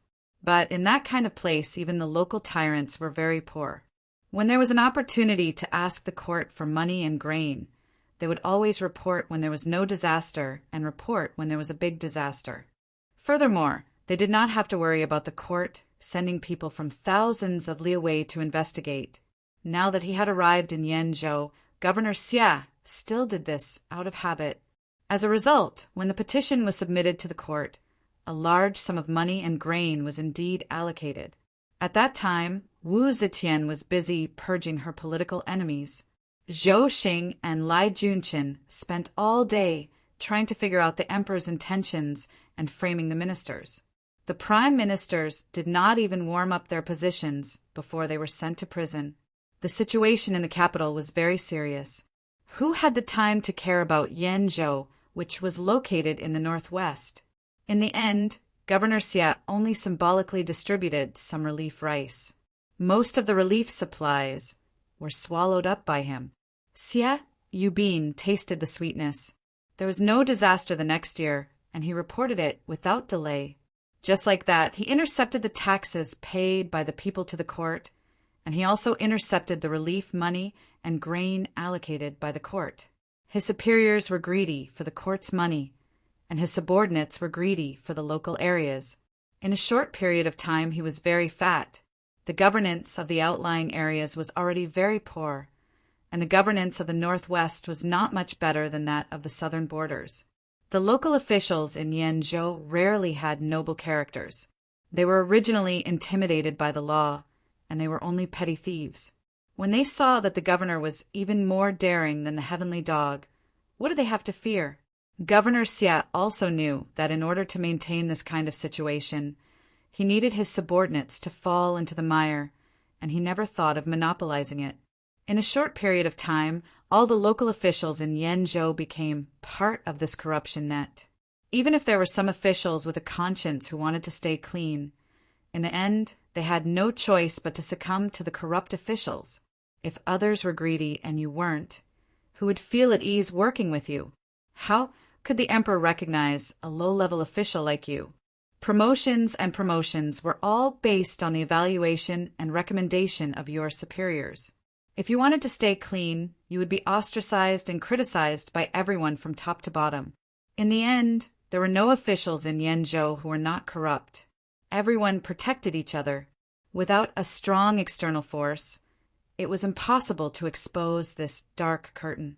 The imperial censors of Guanyi also followed the rules and inspected Yenzhou every year. However, the local officials in Yenzhou colluded to deceive them. In addition, Governor Xie occasionally used the Prince of Wei, Wu Qingxi, as a shield. The Wu clan had overwhelming power in the imperial court. How could a lowly imperial censor dare to be like an ant trying to shake a tree? As a result, this shocking corruption case went undiscovered for 9 years. Today, Governor Xie's wealth was comparable to that of a country. Ha ha ha ha! Governor Xie enjoyed the singing and dancing and laughed heartily. A few days ago, he had sold 100,000 stones of grain. 50,000 of the grain funds went into his own pocket, and the remaining 50% was divided among his subordinates. This year was another bumper harvest year in Yenzhou. The local taxes were constantly being sent in, and it was all money. He had just submitted a memorial to the imperial court to continue reporting disasters and requesting for relief. Before long, another sum of money would be coming in. How could he not be wild with joy? Governor Xie was in high spirits. He excitedly pushed his cup and stood up. Xiao Yu and Bodhi hurriedly supported him. Governor Xie wrapped his arms around the slender waists of the two beauties and said with a smile, "This old man is drunk." 2 beauties accompany this old man to rest. Xiao Yu and Bodhi looked at each other and blushed.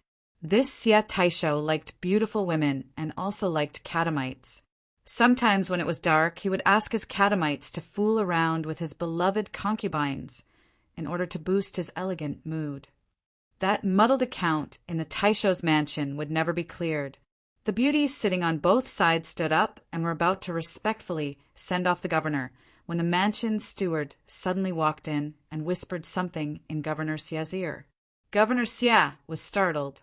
The steward said, "Alang, the visitor is in the hall. Do you think?" Governor Xie released the 2 beauties and said, "Let's go. Let's go take a look."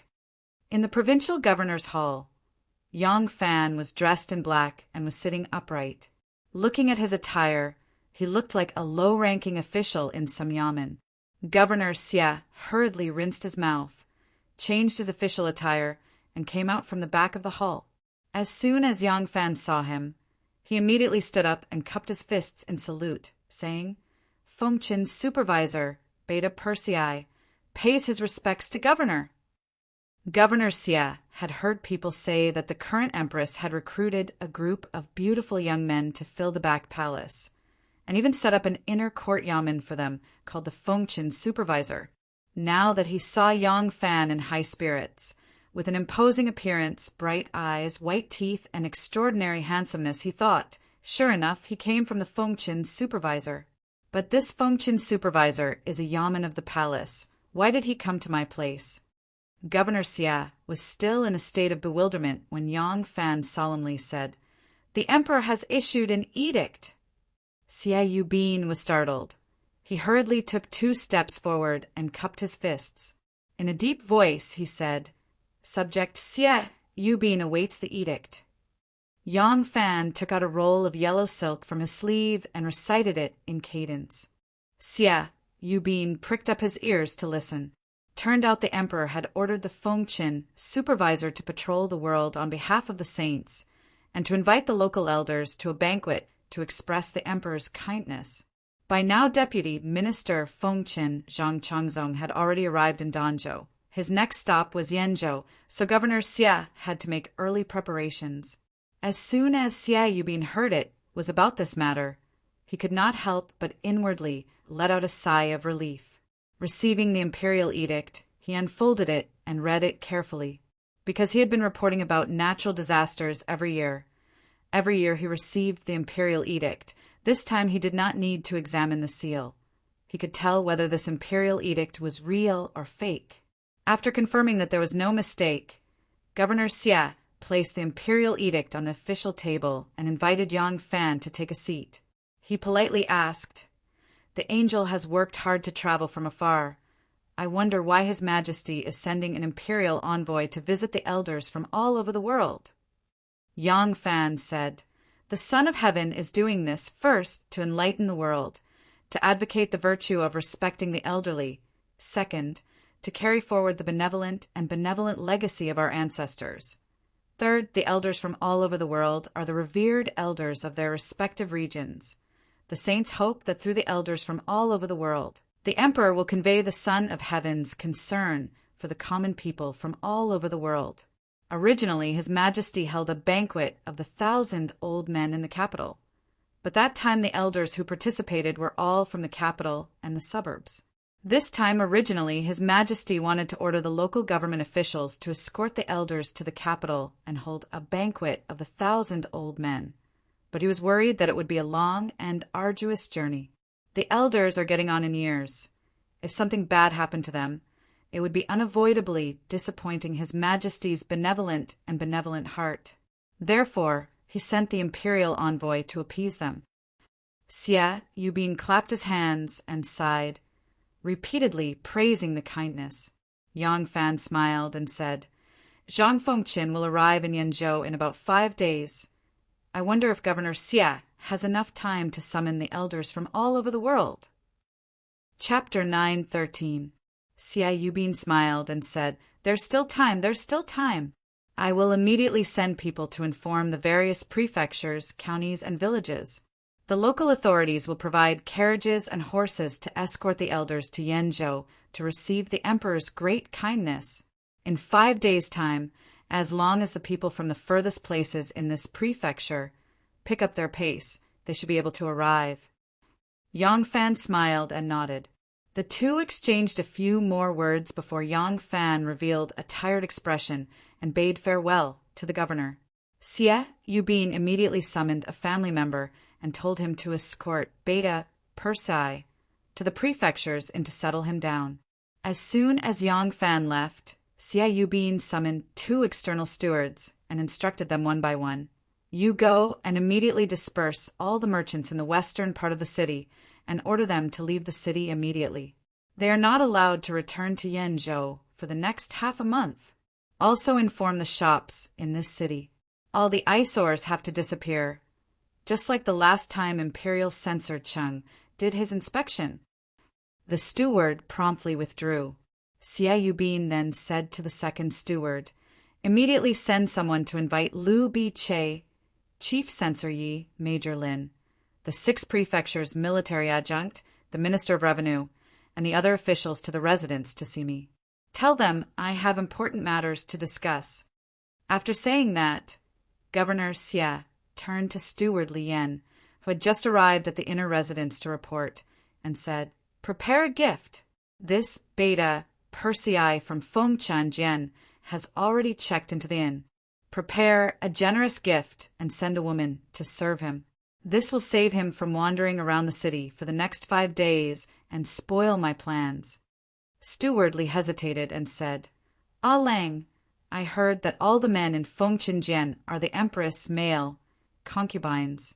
Gifts are fine, but sending a woman, won't that be?" Governor Xie smiled sinisterly and said, "If that's the case, then he will secretly eat our things. His mouth will be sealed." Steward Li suddenly understood and gave a thumbs up, saying, "Ah Lang is wise. This lowly one will do it right away." In a short while, caretaker Li had chosen a beauty from the inner chamber. This beauty was also surnamed Li. 500 years ago, she came from the same family as him. Her maiden name was Ping Lan. She hurriedly dressed herself up and changed into a gorgeous dress before leaving with him. By this time, the mistress of the house had already prepared a gift. Steward Li took it and ordered someone to hitch a large carriage. He opened the corner door and drove out, heading straight to the inn. The first madam of the Grand Scribe residence was naturally Xie Yubin's first wife. Now that Xie Yubin had made a fortune, he was no longer interested in that yellow-faced woman. Moreover, the woman was not beautiful and her family background was ordinary. Her manner of speaking and the way she treated people were not elegant at all. Associating with the ladies of the gentry did not boost Governor Xie's morale. However, divorcing one's wife was a big taboo in the officialdom. Although Xie Taisho's mountain was high and the emperor was far away, he was not willing to violate this taboo. Therefore, he simply raised that yellow-faced old woman. She was well-dressed and well-fed. She did not lack anything, but he never went to the courtyard where she lived. Currently, the person in charge of the governor's manor was the second mother. She was the wife that Governor Xie had taken in when he was the Shaoqing of the Supreme Court in Luoyang. Now, she was the mistress of the inner residence. As for the Miss Pinglan whom Steward Li brought out from the rear residence, she was not Governor Xie's concubine. Yang Fan was playing the role of a small pawn in the Fengchen prison.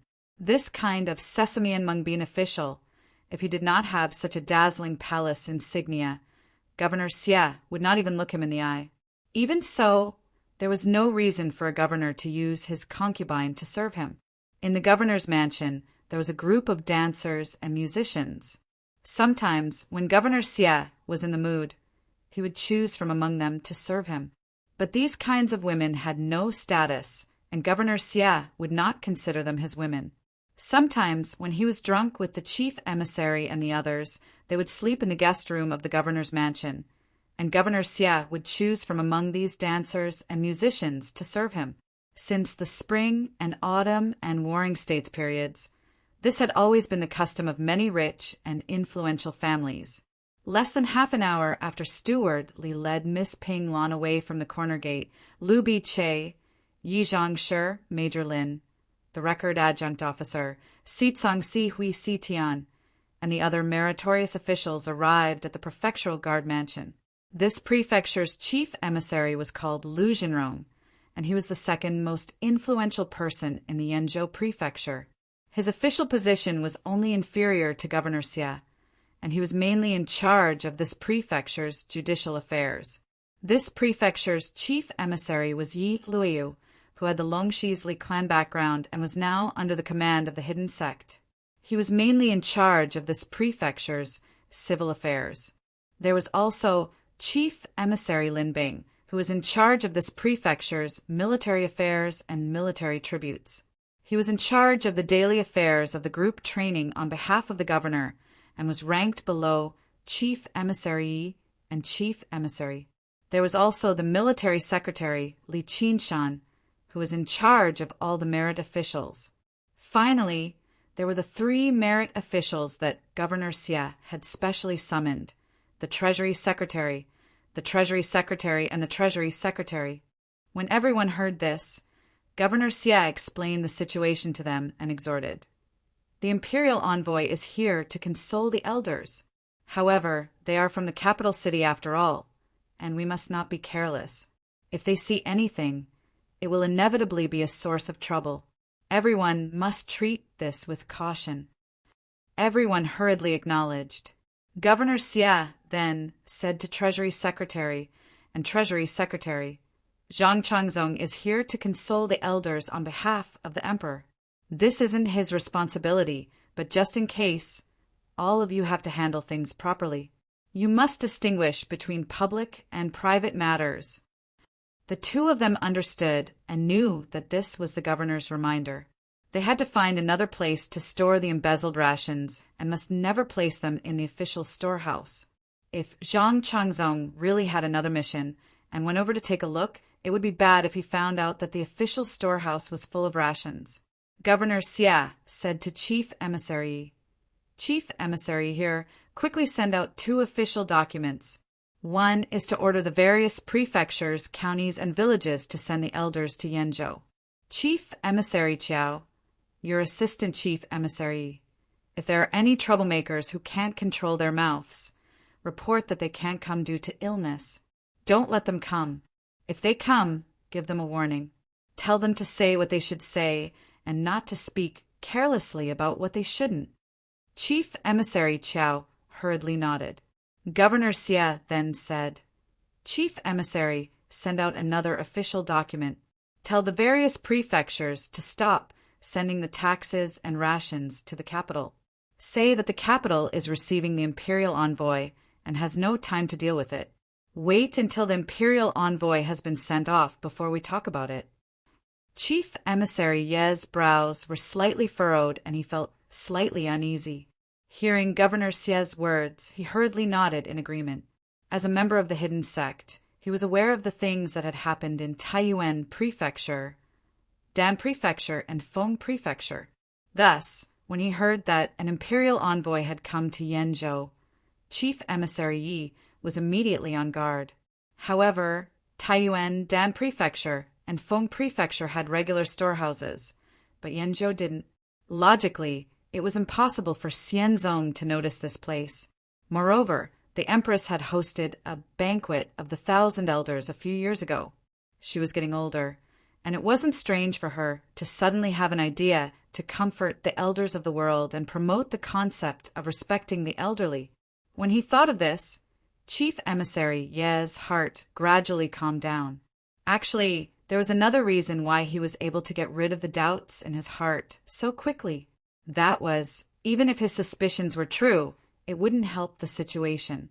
The large hole that was Yenzhou was either not poked through, or once it was poked through, no one would be able to fill it up. Chief Emissary Yi had come to the Yenzhou Prefecture 6 years ago. He had sat on the cold bench in the capital for a few years. The Longxi Li family had secretly worked to get him an official position that had real power outside the capital. In the end, the moment he arrived in Yenzhou, he received the cold reception of the governor and other officials. He also had the major, the meritorious officials, and the other lower officials who paid lip service but secretly opposed him.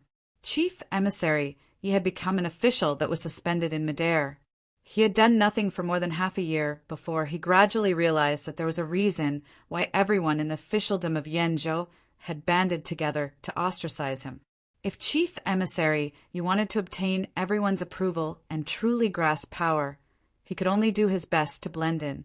At the beginning, Xie Yubin, Lu Jinrong, and the others didn't dare let him grasp all of the inside information at once. They only probed him on a few small matters. When he gradually sunk in and became one with everyone, no longer able to be separated, there was no need for them to reveal anything to him. He already knew, but now he had already become one of them. The cooperation from top to bottom had always given him a sense of security, but now he suddenly felt uneasy. The power that he had originally been diligently seeking was now a bit of a hot potato, but he had sunk too deep. Was there any room to retreat? Chief Emissary, ye could only secretly pray that the Emperor's gigolo was really only here to comfort his old age. The Yenzhou relay station was a courtyard with a structure of 7 rows and 5 bays. It was made of earth and wood, and there were very few bricks and stones. From a distance, the high walls gave off a rustic air. Inside, there was a pond, water, a garden, and shade. The interior was especially spacious, and living was comfortable. During the Tang Dynasty, the relay station was one with the relay station. Not only was it a place to receive passing officials, but it was also a place for the courier to deliver letters and official documents. During wartime, it also served as a command structure for military supplies. These days, transportation was extremely underdeveloped. The mountains and rivers were dangerous and the roads were long. It was daunting at first glance. Yenzhou, which was located on the Lus Plateau, had even less contact with the outside world. Most of the people in the city were merchants traveling to the western regions. Naturally, the Yenzhou relay station wasn't a place these people could come to, so the interior of the relay station was extremely quiet. The bearers, the bearers, the bearers, the couriers, the migrant workers, and the relay station attendants were all sitting idly in the doorway. The relay station's deputy wasn't there either. No one knew what he was up to. The governor's family led Yang Fan to the relay station. When he asked if the deputy was there, he couldn't be bothered to wait for someone to find him. He called over a steward and warned him, "This is a superior envoy from the capital. The governor has personally instructed us to treat him well." When the steward heard that Yang Fan was someone from the capital and had personally received instructions from the prefecture's governor, his attitude immediately changed. He immediately arranged for Yang Fan to stay in a small courtyard with its own entrance and courtyard. There were 3 rooms in a row, a bedroom on the left, a study on the right, and a central room in the middle. In the courtyard, there were simple wooden tables and chairs and 2 large trees. One was a sweet-scented osmanthus tree, filling the entire garden with its fragrance, while the other was a pomegranate tree full of fruit. After arranging for Yang Fan to stay, the governor's family left. The steward eagerly asked, "What would the superior envoy like to eat tonight?" Yang Fan replied, "I'll have to trouble the steward to make any arrangements. Pick a few of the prefecture's specialties and a jug of wine to relieve my boredom. Oh, right, please prepare some hot water. I want to take a bath." All right. Please rest first. I'll get off the horse and get it done." The steward eagerly left. After a short while, the sound of him shouting could be heard from afar. The hot water was delivered quickly. After filling the bathtub to the brim, Yang Fan closed the door, took off his clothes, and soaked in the hot water. His expression was refreshed. After exiting the bathtub and changing into a clean set of clothes, Yang Fan was about to call someone to pour the bath water away. As soon as the door opened, he saw the governor's steward, Lien, leading a fair-skinned, beautiful woman with large phoenix eyes into the courtyard. Chapter 9:14. As soon as Lien saw Yang Fan, he smiled and cupped his hands in greeting. "Dian Yang, you've just washed yourself and I've come to disturb you." "What a coincidence, haha." Yang Fan saw that this person was followed by a beautiful woman and 2 green-clothed manservants holding gift boxes. He hesitantly said, I seem to have seen you at the governor's mansion just now." Lien was all smiles. "Dian Yang has good eyesight. I am the steward of the governor's manor. I've come on the governor's orders." Yang Fan let out an "oh" and hurriedly invited him into the guest hall. Although Yang Fan had just taken a bath, the bathtub was in the bedroom. There were walls and screens outside, so it didn't affect the reception. Yang Fan invited Steward Li to the guest hall. After exchanging names, they sat down according to the host and guest. He smiled and asked, "What instructions does Governor Xie have?" Lien bowed. "Dian Yang is too polite. How could I dare to give instructions in front of the imperial envoy? Haha, it's like this. It's been a long time since an envoy from the capital has come to Yenzhou, and Dian Yang is someone close to the Son of Heaven. How could Yenzhou not be respectful? The governor is afraid that Dian Yang will receive him poorly. Yenzhou has poor mountains and rivers and barren land. The envoy came from a rich and prosperous place. It's really unfair to Dian Yang. Although Yenzhou is poor, it still has some rare items from the mountains. The governor has ordered me to deliver a small gift to the envoy." As Lien spoke, he waved his hand, and 2 green-clothed manservants came forward. The 2 trays were covered with red silk. Lien lifted the red silk and introduced the items one by one. Impressively, there was a piece of deer, a flying dragon, a tiger penis, and a pair of bear paws. Deer was the capital's highest grade of meat. Yang Fan recognized it. He had only drunk flying dragon soup before. This was his first time seeing a live one. As for the tiger penis and bear paws, this was his first time seeing them, and he couldn't help but take a second look. Lien said with a smile, "Yenzhou is barren. Only these mountain items can be considered presentable. This is just a small gift. Please accept it, Dian Yang." Xie Taisho's Ernyang was in charge of internal affairs at the back of the mansion. She was very scheming. As soon as Manager Li explained the situation to her, she immediately considered these gifts. Gold, silver and jewels, ivory and jade wares, of course she could take them out, but those things were too valuable.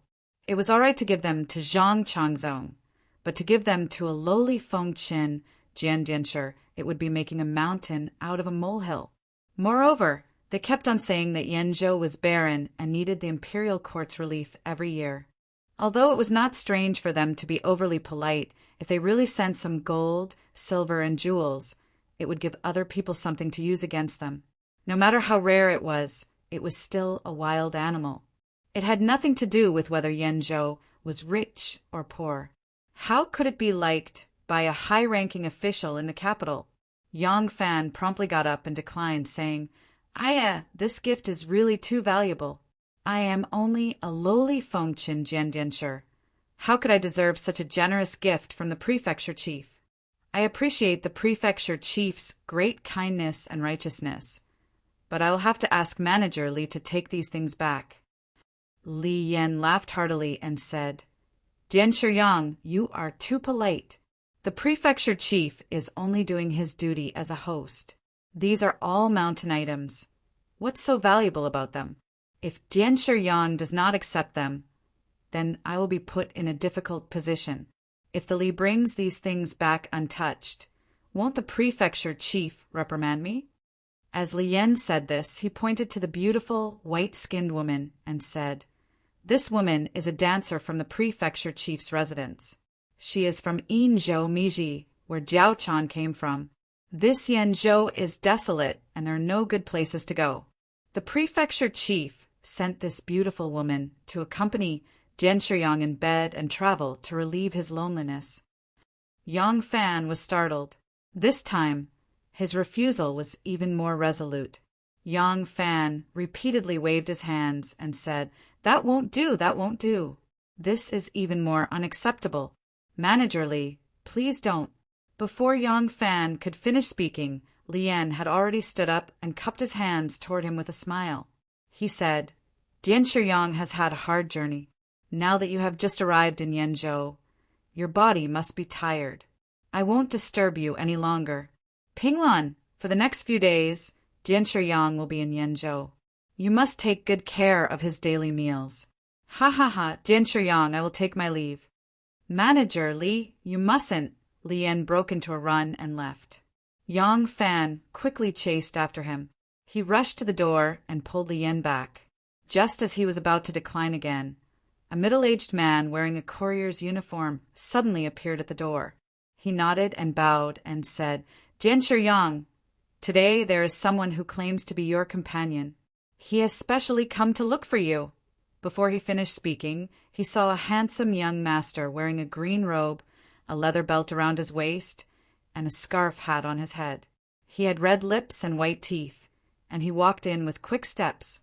As soon as he saw Yang Fan, he smiled like a flower. Just as he was about to open his mouth, he suddenly saw that there was a guest in the hall. He couldn't help but be startled, and the smile on his face slightly disappeared. As soon as Yang Fan saw the person who had come, it was Gu Zhuting, dressed in men's clothing. Because her current appearance had only slightly trimmed away the gentleness of a woman's aura and revealed a bit of valiance. Other than that, there weren't any major changes. As a result, Yang Fan recognized her at a glance. Speaking of which, it was strange. In the past, regardless of whether there was a mission or not, Gu Zhuting would most of the time appear in front of others with a mask. The number of people who had seen her true appearance were few and far between. However, in the past year, she often appeared in front of others with her true appearance. Even if she had to carry out a secret mission, if it wasn't necessary, she wasn't willing to change her appearance beyond recognition. The subtlety of her thoughts was really difficult for others to see through. As soon as Yang Fan saw Gu Zhuting, his heart was slightly moved. It was necessary to accept Governor Xie's generous gift and temporarily put on a perfunctory act to lower his guard. However, Yang Fan didn't want to play a game with a woman he had never met before because of this. However, if he were to reject her tightly, it would be hard to avoid causing her to become suspicious. Now, he had a sufficient reason. Without waiting for Gu Zhuting to speak, Yang Fan immediately went forward and grabbed her arm. He excitedly introduced her to Li Yan. This little brother's surname is Gu. He works in the same Fengqin guards as Yang. He is also a Dianshi and has always been on good terms with Yang. Now he is following Zhang Fengqin around. Li Yan hurriedly cupped his hands in greeting towards Gu Zhuting. He took a look at this Gu Dianshi. Her eyebrows and eyes were handsome, and her mouth was small like a cherry. She was even more charming than Yang Fan. He couldn't help but mumble to himself. Fengqin Guard's network is indeed full of handsome youths. Now there's another Gu Dianshi. Don't tell me I have to give another gift? Fortunately, second mother has calculated clearly. If the first person's gift was too valuable, I don't know how many good things would be plundered from my family. Gu Zhuting was very alert. As soon as Yang Fan mentioned it, she knew there must be something fishy. Therefore, she only nodded her head toward Li Yan in a very reserved manner and did not say anything more. The courier was standing at the door. As soon as he saw that the visitor was indeed a member of an official's family, he asked politely, "Yang Dianshi, do you need me to arrange a residence for this colleague of yours?" "No need," Yang Fan replied. "Gu Xiongdi and I have always been on good terms. Usually we are busy with official business. Although we are both in the palace, it is rare for us to meet alone. Tonight the two of us will be talking by candlelight. We will have a long and heart-to-heart talk.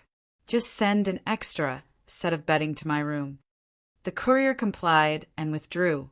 Yang Fan turned to Steward Li and said, "Gu Shidi must have some instructions from Minister Chen's side for you to come here.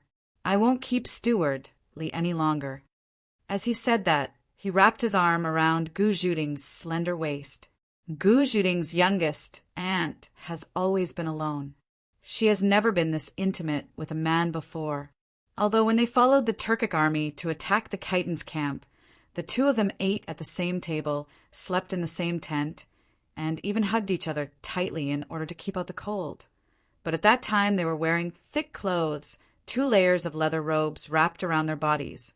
The real intense feeling came from the heart, not the physical stimulation. At this moment, as soon as Yang Fan touched her, Gu Zhuting's waist muscles involuntarily tightened and her body shuddered.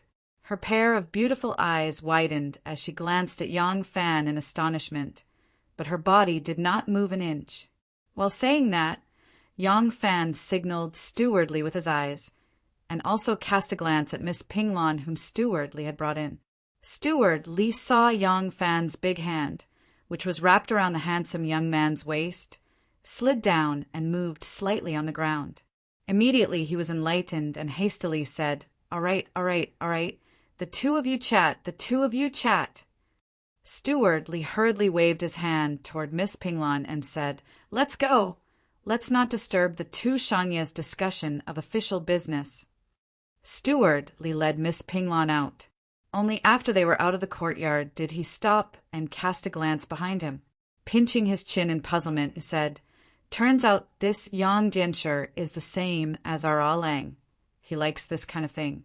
It's really strange. What's so good about the dry road? Could it be that there's a saying that 3 flat is not as good as 1 round?" Miss Gu stood there with her back straight.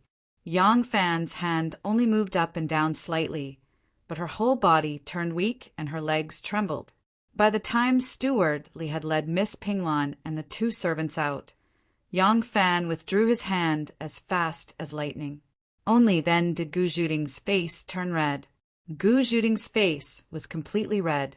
Biting her thin lip, she stared fixedly at Yang Fan without saying a word, waiting for him to explain.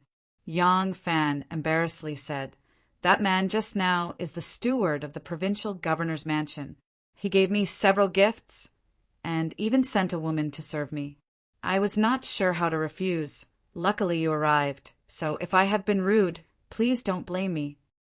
Miss Gu cast a glance at him, and suddenly, puff! She burst out laughing. Yang Fan was taken aback. "What are you laughing at?" he asked in surprise. Blushing, Miss Gu said, "Ah Lang is indeed quick-witted, but this reason of yours is too." Yang Fan was suddenly enlightened. He laughed aloud and said, "What's wrong with this reason? Our imperial court is flourishing with men. The capital is full of incense brothers. This reason is completely reasonable. Besides, Yang Fan looked at Gu Zhuting, who was dressed as a man, and said with a smile, "Poor Zhou Xiaotong, smiling while picking orchid bushes. Her skin is fairer than pink, her chin like a peach." He was reciting a famous poem from the Wei and Jin period called Catamite Poem. Hearing it, Miss Gu's face turned even redder. Although she did not say anything, she could not help giving him a dirty look. Her eyes were charming, and Miss Gu's occasional flirtatious pout was unexpectedly charming. Seeing this, Yang Fan's heart skipped a beat. He did not dare to talk nonsense anymore. Immediately he put on a serious expression and said, "How come you are the only one here? Where are your 3 elder brothers?" Miss Gu said, "This time in Paozhou we were repeatedly teased by the corrupt officials and failed Ah Lang's trust. My brothers are not satisfied. When I received Ah Lang's letter, my 2 elder brothers were visiting the countryside. Only your servant and Sangu were in the city. Your servant was worried that Ah Lang was in urgent need of help. So I asked Sangu to stay and wait for my 2 elder brothers. Your servant left first. Presumably they will not be too late." Yang Fan noticed that her hair and robe were stained with dust. He knew that she must have eaten and slept in the open, rushing through the night. Actually, in Yang Fan's letter, he had made it very clear that because it was still early to make their move, they did not need to travel in such a hurry. But he only wrote a letter, yet she spared no effort to travel. Miss Gu's tender heart was filled with deep affection. He was neither blind nor deaf. Naturally, he was aware of it, but he could not tell what kind of feeling he was feeling. After a moment of silence, he said in a soft voice, "I have ordered the kitchen to prepare food and wine. You must be tired from the journey. Why don't you take a bath first? After you have rested, we can have dinner together. Is that all right?" Chapter 9:15. Gu Zhuting's heart throbbed as she listened to Yang Fan's gentle voice. She bit her thin lips and nodded lightly, like the jade phoenix, blooming in the garden in the courtyard, graceful and graceful in the wind. Yang Fan said, "Then sit down and rest for a while. I'll get someone to fetch some water." Miss Gu said in embarrassment, "Hear. I'd better get the post house official to prepare another room." Yang Fan pondered for a moment and said, "That's not appropriate. I don't know if they have spies in this post house, so we can't do anything suspicious.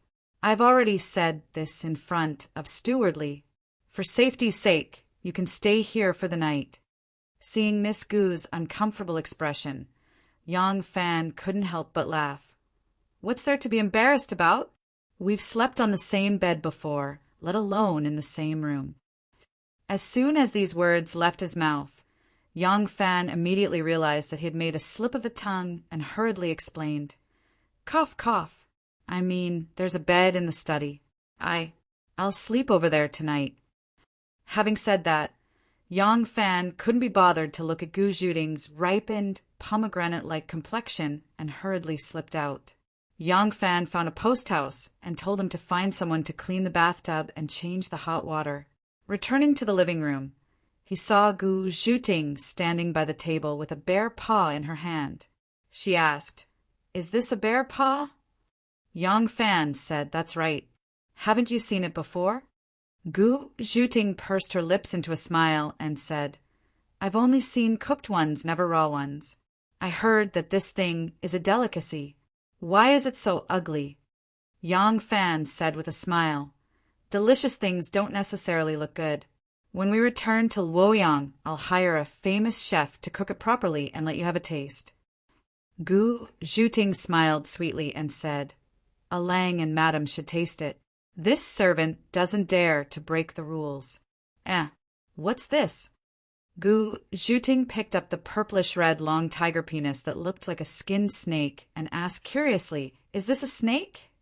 Yang Fan made a sound and said, It's a snake. It's used to make wine to promote blood circulation and dispel coldness. Why is there no snake head? This snake is extremely venomous. Touching it will kill you, so the snake's head was removed. Gu Zhuting said, Is there such a strange snake? Why are there so many barbs on it? Yang Fan laughed dryly and said, The world is big, nothing is impossible. It is said that this snake can transform into a dragon after 1,000 years of cultivation, and the barbs will become dragon scales. Hee, there is nothing strange about it. All right, quickly put it away. Gu Zhuting made an "oh" sound and held the tiger's penis as if it was a sword. She bent her white and slender fingers and flicked the penis twice. She muttered to herself, It's so long, it takes up a lot of space. I can't even put the wine jug in it. She then exerted force with both hands, and with a "kabiye" sound, the tiger's penis was snapped into two. Yang Fan felt his balls ache. The Tang Dynasty's military headquarters were spread throughout the country. At its peak, there were more than 800, and at its lowest, there were more than 600. Among them, Guanyi Prefecture occupied 261 prefectures, accounting for more than a third of the total number of prefectures. Next were Hedong, Hunan, Hebei, and Longyu. The other prefectures had fewer prefectures. For example, Jiangnan and Lingnan, there were only 2 or 3 prefectures. Such a layout was a reflection of the Tang Dynasty's political and military intention of holding the heavy and controlling the light, raising the people in Guangzhou to face the 4 directions. Hunan was the eastern capital of the Tang Dynasty, so the number of prefectural soldiers here was second only to Guangzhou. After Wu Zetian moved the capital to Luoyang and ascended to the throne, the number of prefectures here also increased. The Tang Dynasty's heavy and light military strategy was still implemented. However, by the time of Wu Zetian's reign, the prefectural government had gradually weakened and the number of recruits gradually increased. To the north of Yanzhou, Suizhou Prefecture, adjacent to Yanzhou, still had 4 prefectural armies.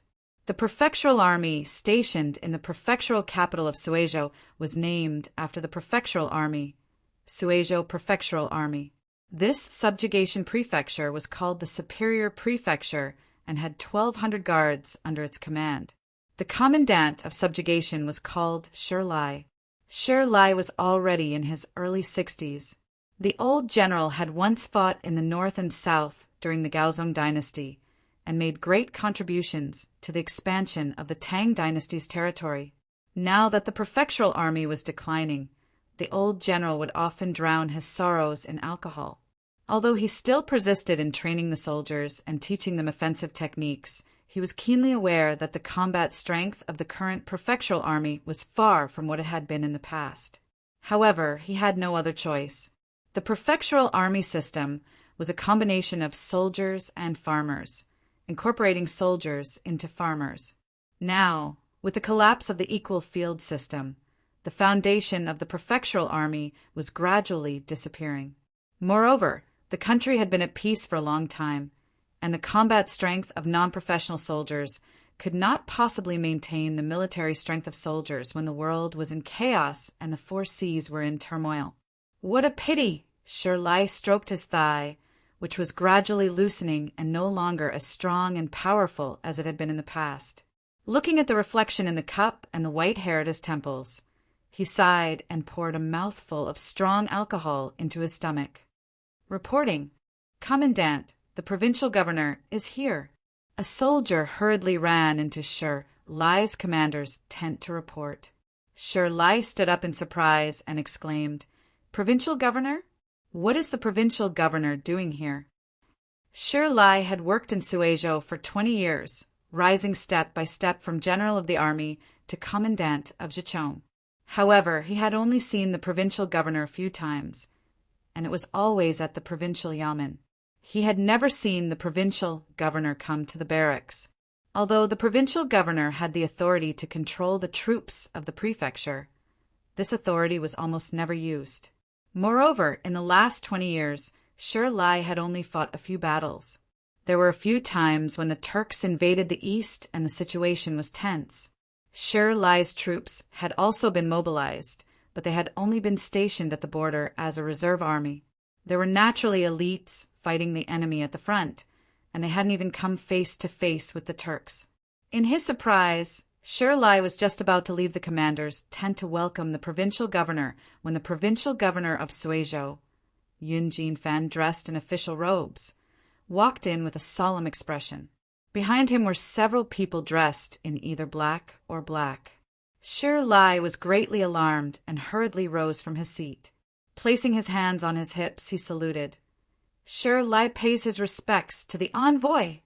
Yun Jinfan smelled the scent of alcohol and glanced at the table. His brows creased slightly, but he did not flare up. He only coldly stated, General Shir, an envoy from the imperial court has arrived. He wishes to mobilize your troops. Oh, although the old general was old and had not fought a battle in the last 20 years, his lofty aspirations had been worn away and he appeared rather dispirited. The moment he heard these words, his drunkenness was immediately swept away. He swept his gaze across the crowd, and his gaze landed on a black-clothed youth beside Provincial Governor Yin. He asked in a deep voice, Do you have a fish book? Fish books were fish talismans and imperial edicts. These were necessary items to mobilize troops. In the last few years, the imperial court had changed the fish talisman to the tortoise talisman.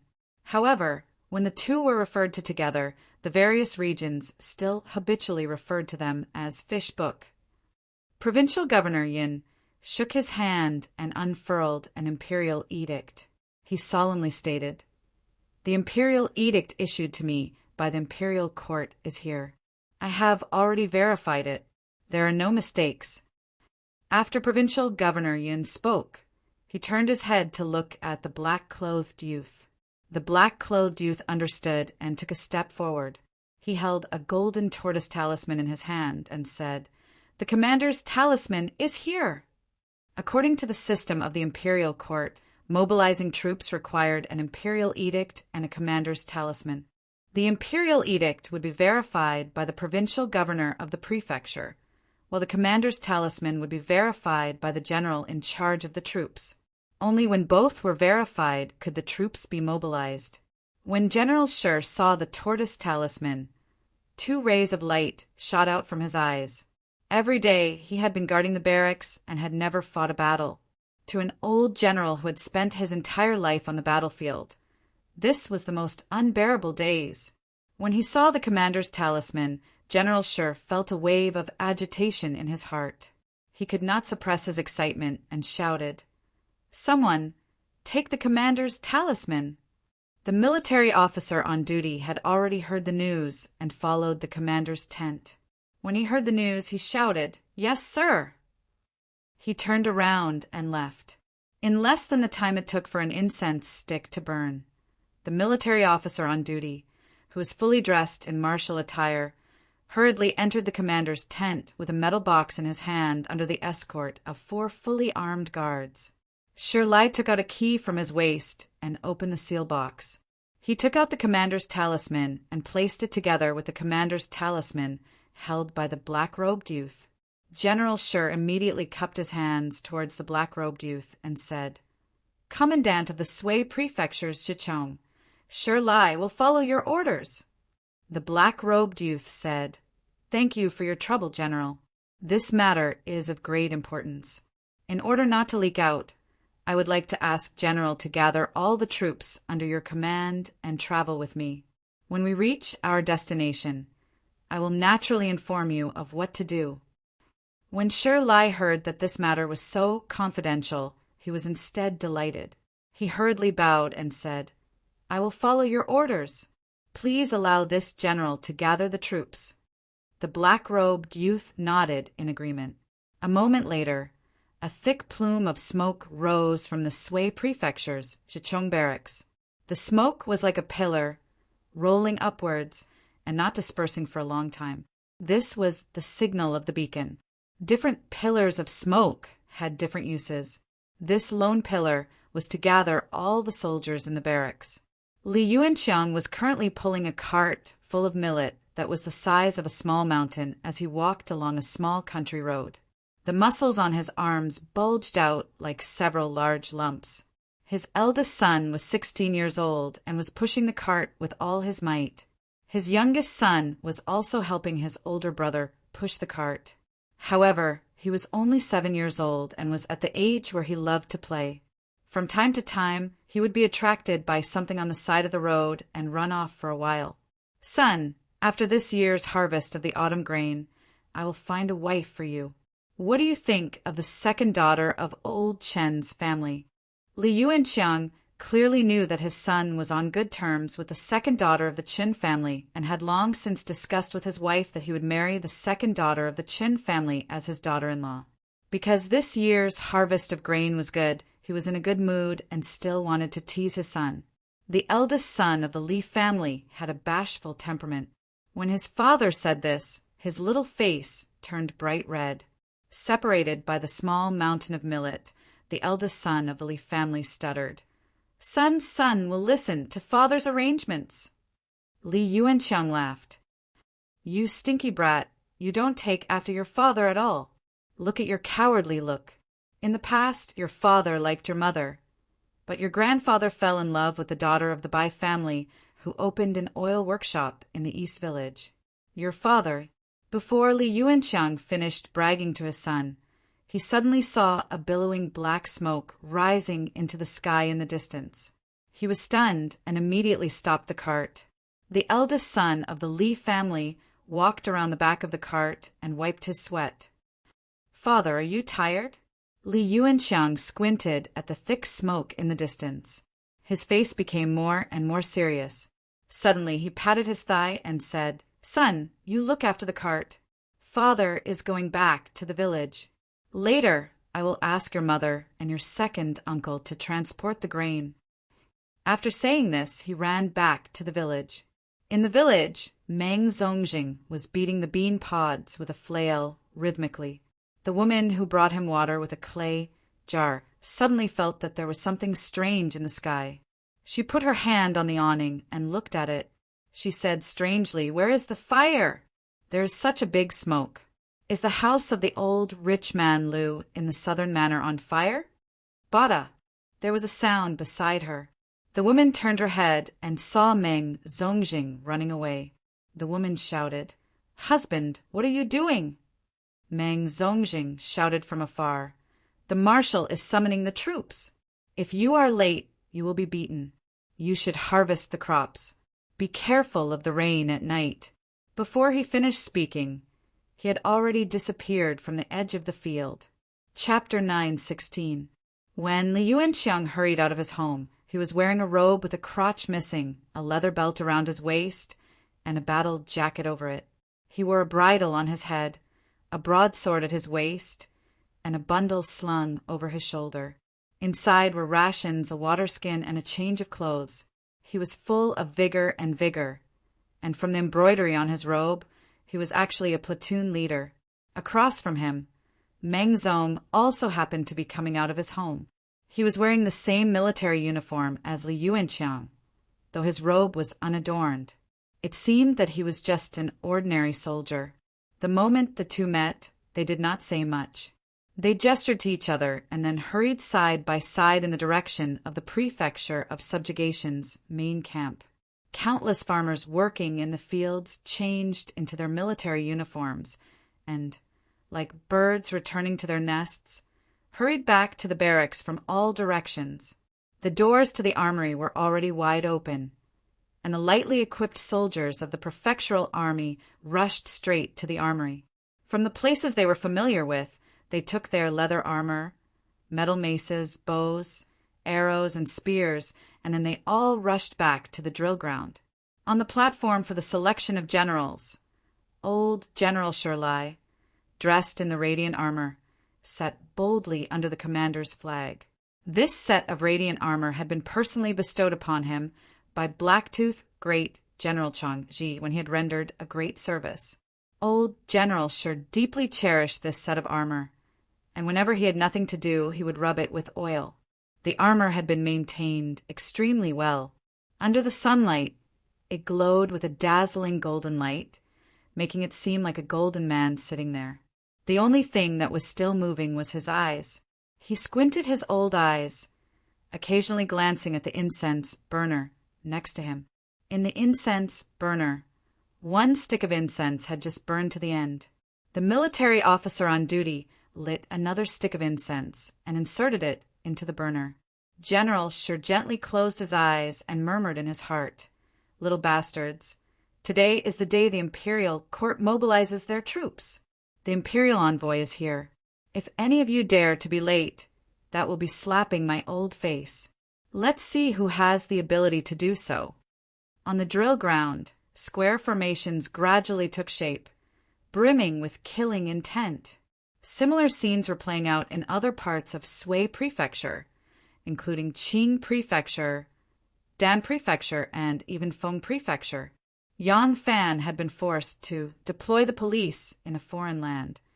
Before leaving the capital, he had carefully calculated that the Yenzhou army would probably not be colluding with those corrupt officials. At the very least, the majority of the army was reliable. However, it was better to be safe than sorry. No one could be certain that there was no problem with the Yenzhou army. Faced with this kind of capital offense, if Yenzhou officials really did take the risk out of desperation, and they happened to be in control of an army, then they would have to take unnecessary risks. No one could single-handedly contend against an entire army with their martial arts skills. Moreover, if the local soldiers were to arrest the local officials, even if they did not dare to openly resist, if someone had accepted bribes from the corrupt officials, secretly informed them, or purposely delayed the arrest time, it would cause the criminals to escape. In order to ensure that nothing went wrong, they could only mobilize troops from other places. And this was impossible to achieve according to normal official procedures. Only by bringing the case directly to the front of the emperor, coupled with Wu Zetian's favorite Zhang Changzong, could Yang Fan obtain such a great advantage and the right to mobilize troops. All these preparations were finally about to bear fruit. Under the escort of carriages and horses provided by the local government, all the venerable elders were making their way to Yenzhou in succession. The inn couldn't accommodate so many people, so the Yenzhou government asked the city's gentry for help. They had their manors vacate a lot of rooms to accommodate these venerable elders who had rushed over from all over. What were venerable elders? At this time, venerable elders didn't only refer to venerated elders of virtue and prestige. They generally held positions in the local areas. Although they had no rank, they had great authority in the local areas. In the current dynasty's local government system, the highest official was an observer. The prefectures and counties under the prefectures and prefectures under the prefectures and prefectures were composed of provincial governors, prefectures, other officials, chief scribes, military officers, and 6 officials. The counties under the prefectures were composed of county magistrates, deputy magistrates, registrars, lieutenants, scribes, and assistant secretaries. Then, who were the local administrators under the prefectures? They were the venerable elders. 5 li made up a township, and there were venerable elders. The venerable elders governed 5 li, and 5 protectors made up 1 li. There were 5 protectors under the li, and 5 neighbors made up 1 protector. There were 4 families that made up 1 neighbor, and there was a neighbor chief. Some places were more desolate, and they had a village as a unit, and the village official was the village chief. Looking at it this way, the so-called venerable elders were actually the village chiefs. They were the officials who directly controlled the area under the jurisdiction of a county. Although they weren't high-ranking officials, they were closely related to the people's lives. They had the most power and prestige in the area. The imperial court respected the elderly, and the venerable elders who were old and virtuous had a lot of authority in the area. Most of these venerable elders were the heads of large local clans, and their words were undisputed in their respective villages. With them acting as venerable elders, the imperial court naturally carried out all kinds of government decrees, much more smoothly. Although the venerable elders were old and tired from the long journey, they were happy from the bottom of their hearts. This was an imperial envoy sent by the emperor to express his condolences, which venerable elder wouldn't feel honored. When they returned home, they would tell their children and grandchildren. Wouldn't this also be a great honor for the elderly? The venue of the banquet was set at the provincial governor's mansion. Because there wasn't enough space, many sheds had been built on the open space on the left and right side of the room. Under the sheds there were banquets, and on the banquets there was wine. It was currently the season of clear autumn, and as long as it didn't rain, it would be enough to handle the banquet. Yenzhou's local officials had been very busy for a while. By the time Zhang Changzong's guard of honor arrived at Yenzhou, the provincial governor, other officials, and the chief scribes had been circling around Zhang Changzong the entire day. This was a kind of solicitude, but also to prevent him from having too much contact with the people below him. Yenzhou's local officials were even busier. The city magistrate brought people to stroll around the streets every day, and the peddlers had long since been chased away. Apart from a few shops selling daily necessities that were still open, the other merchants had been ordered to temporarily close their doors for various reasons. The streets were in a state of desolation. On the other hand, the tax official, and the other officials were busy moving grain from the prefectural yamen and intercepting grain shipments from various places. Some places received official documents slightly late, and the grain carts were already on the way, but they were all blocked off by the officials on the main roads and chased away. The judicial official and the county lieutenant led 3 groups of bailiffs to patrol the entire city. They really were in the Jingqing area. Petty thieves, swindlers, hoodlums, and brawlers were all thrown into jail and locked up. The entire Yenzhou prefecture was like a persimmon tree that had been blown away by frost and wind. The leaves were all gone, and only the glistening yellow tempting fruits were left hanging on the branches. The prefecture's major, Lin Bing, led the prefecture's old officials who only held official positions and salaries but no longer held any actual positions, as well as professors of literature and medical doctors, to pay their respects to the various venerable elders. During their conversations, they couldn't help but hint at what they should and shouldn't say when meeting with the imperial envoy. All kinds of preparations had begun 3 days before Zhang Changzong arrived in Yenzhou.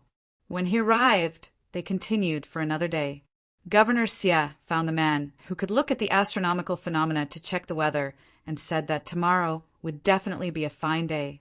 Only then did he have an audience with the imperial envoy and ask for permission to host a banquet tomorrow to entertain the venerable elders from all over the city. In reality, Governor Xie couldn't wait to make a few more days of preparations to ensure that everything was in place. However, the longer the delay, the more trouble there would be. The imperial envoy's presence in the city was also a kind of threat. They accompanied Zhang Changzong the entire day, and it could be said that the imperial envoy had just arrived and was hosting a banquet to welcome him. However, there wouldn't be much of a reason for the group of prefecture officials to continue guarding Zhang Changzong's side. It was better to send him away as soon as possible. The next day, the provincial governor's manor was in a state of jubilation. Everyone was draped in red as if they were celebrating the new year. There were bailiffs patrolling the perimeter to maintain law and order. There were also officials from the various prefectures who went forth to welcome the venerable elders scattered throughout the city to the provincial governor's manor. Governor Xie, personally, led the prefectural government officials to the post house to welcome the imperial envoy. Zhang Changzong had been looking forward to this for so long. The show of pretending to be righteous had finally begun. He was elated. Early in the morning, he washed up and dressed himself neatly. When Xie Yubin and the others arrived, he mounted a horse and rushed to the provincial governor's yamen under their escort. At this moment, a few uninvited guests suddenly appeared in the Yenzhou Prefecture Guards camp. The commandant of Zhichong of the Yenzhou Prefecture Guards was called Yiyu. He was in his 40s. He was sitting idly in the camp, thinking about where he should go for a stroll to relieve his boredom. Suddenly, a personal guard hurriedly rushed in to report, "Commandant, Someone has arrived from the capital. He's holding a fire tablet and is requesting an audience at the Yuan Gate. Yi Yu was astonished. He hurriedly stood up and said, "Ask him to wait a moment. This official will immediately come out to welcome him. Strike the general's gathering drum and summon all the generals in the army." Yi Yu hurriedly put on his armor and went out to welcome them. He saw a few men dressed in black standing outside the Yuan Gate on horseback. The one in the middle had an imposing appearance and was handsome. He listed his name and called himself the Lieutenant General of 1,000 cavalry, Yang Fan. When Yi Yu heard that it was an imperial envoy, he couldn't help but be secretly alarmed. After verifying Yang Fan's identity, he invited them into the commander's tent.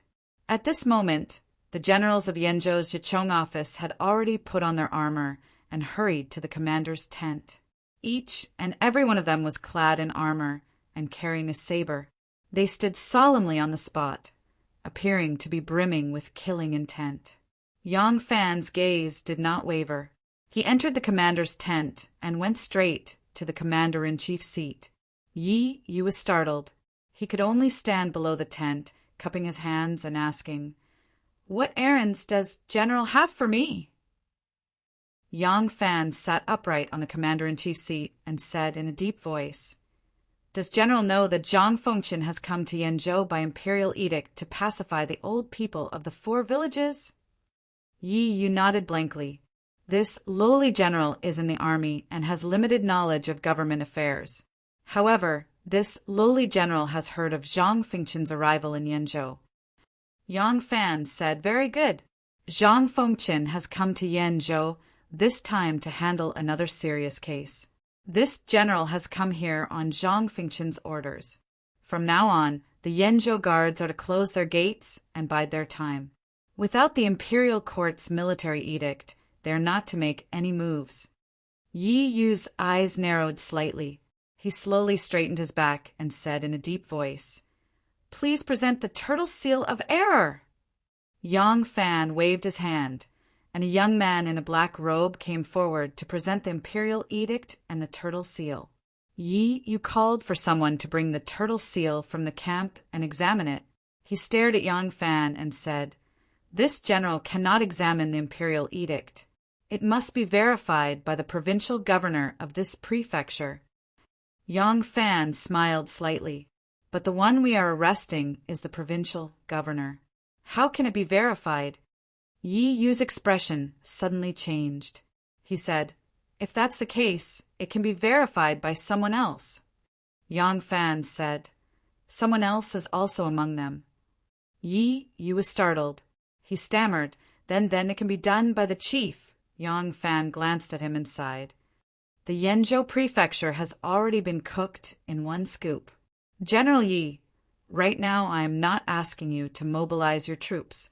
I am only asking you to bide your time. Anyone who disobeys will be charged with treason. Do you understand?" At first, Yang Fan spoke slowly, but towards the end his tone became stern. Yi Yu's body trembled. He couldn't help but reply, "This lowly general understands." Yang Fan struck while the iron was hot. He slowly straightened his body and coldly said, "Hand over the military edict and arrow."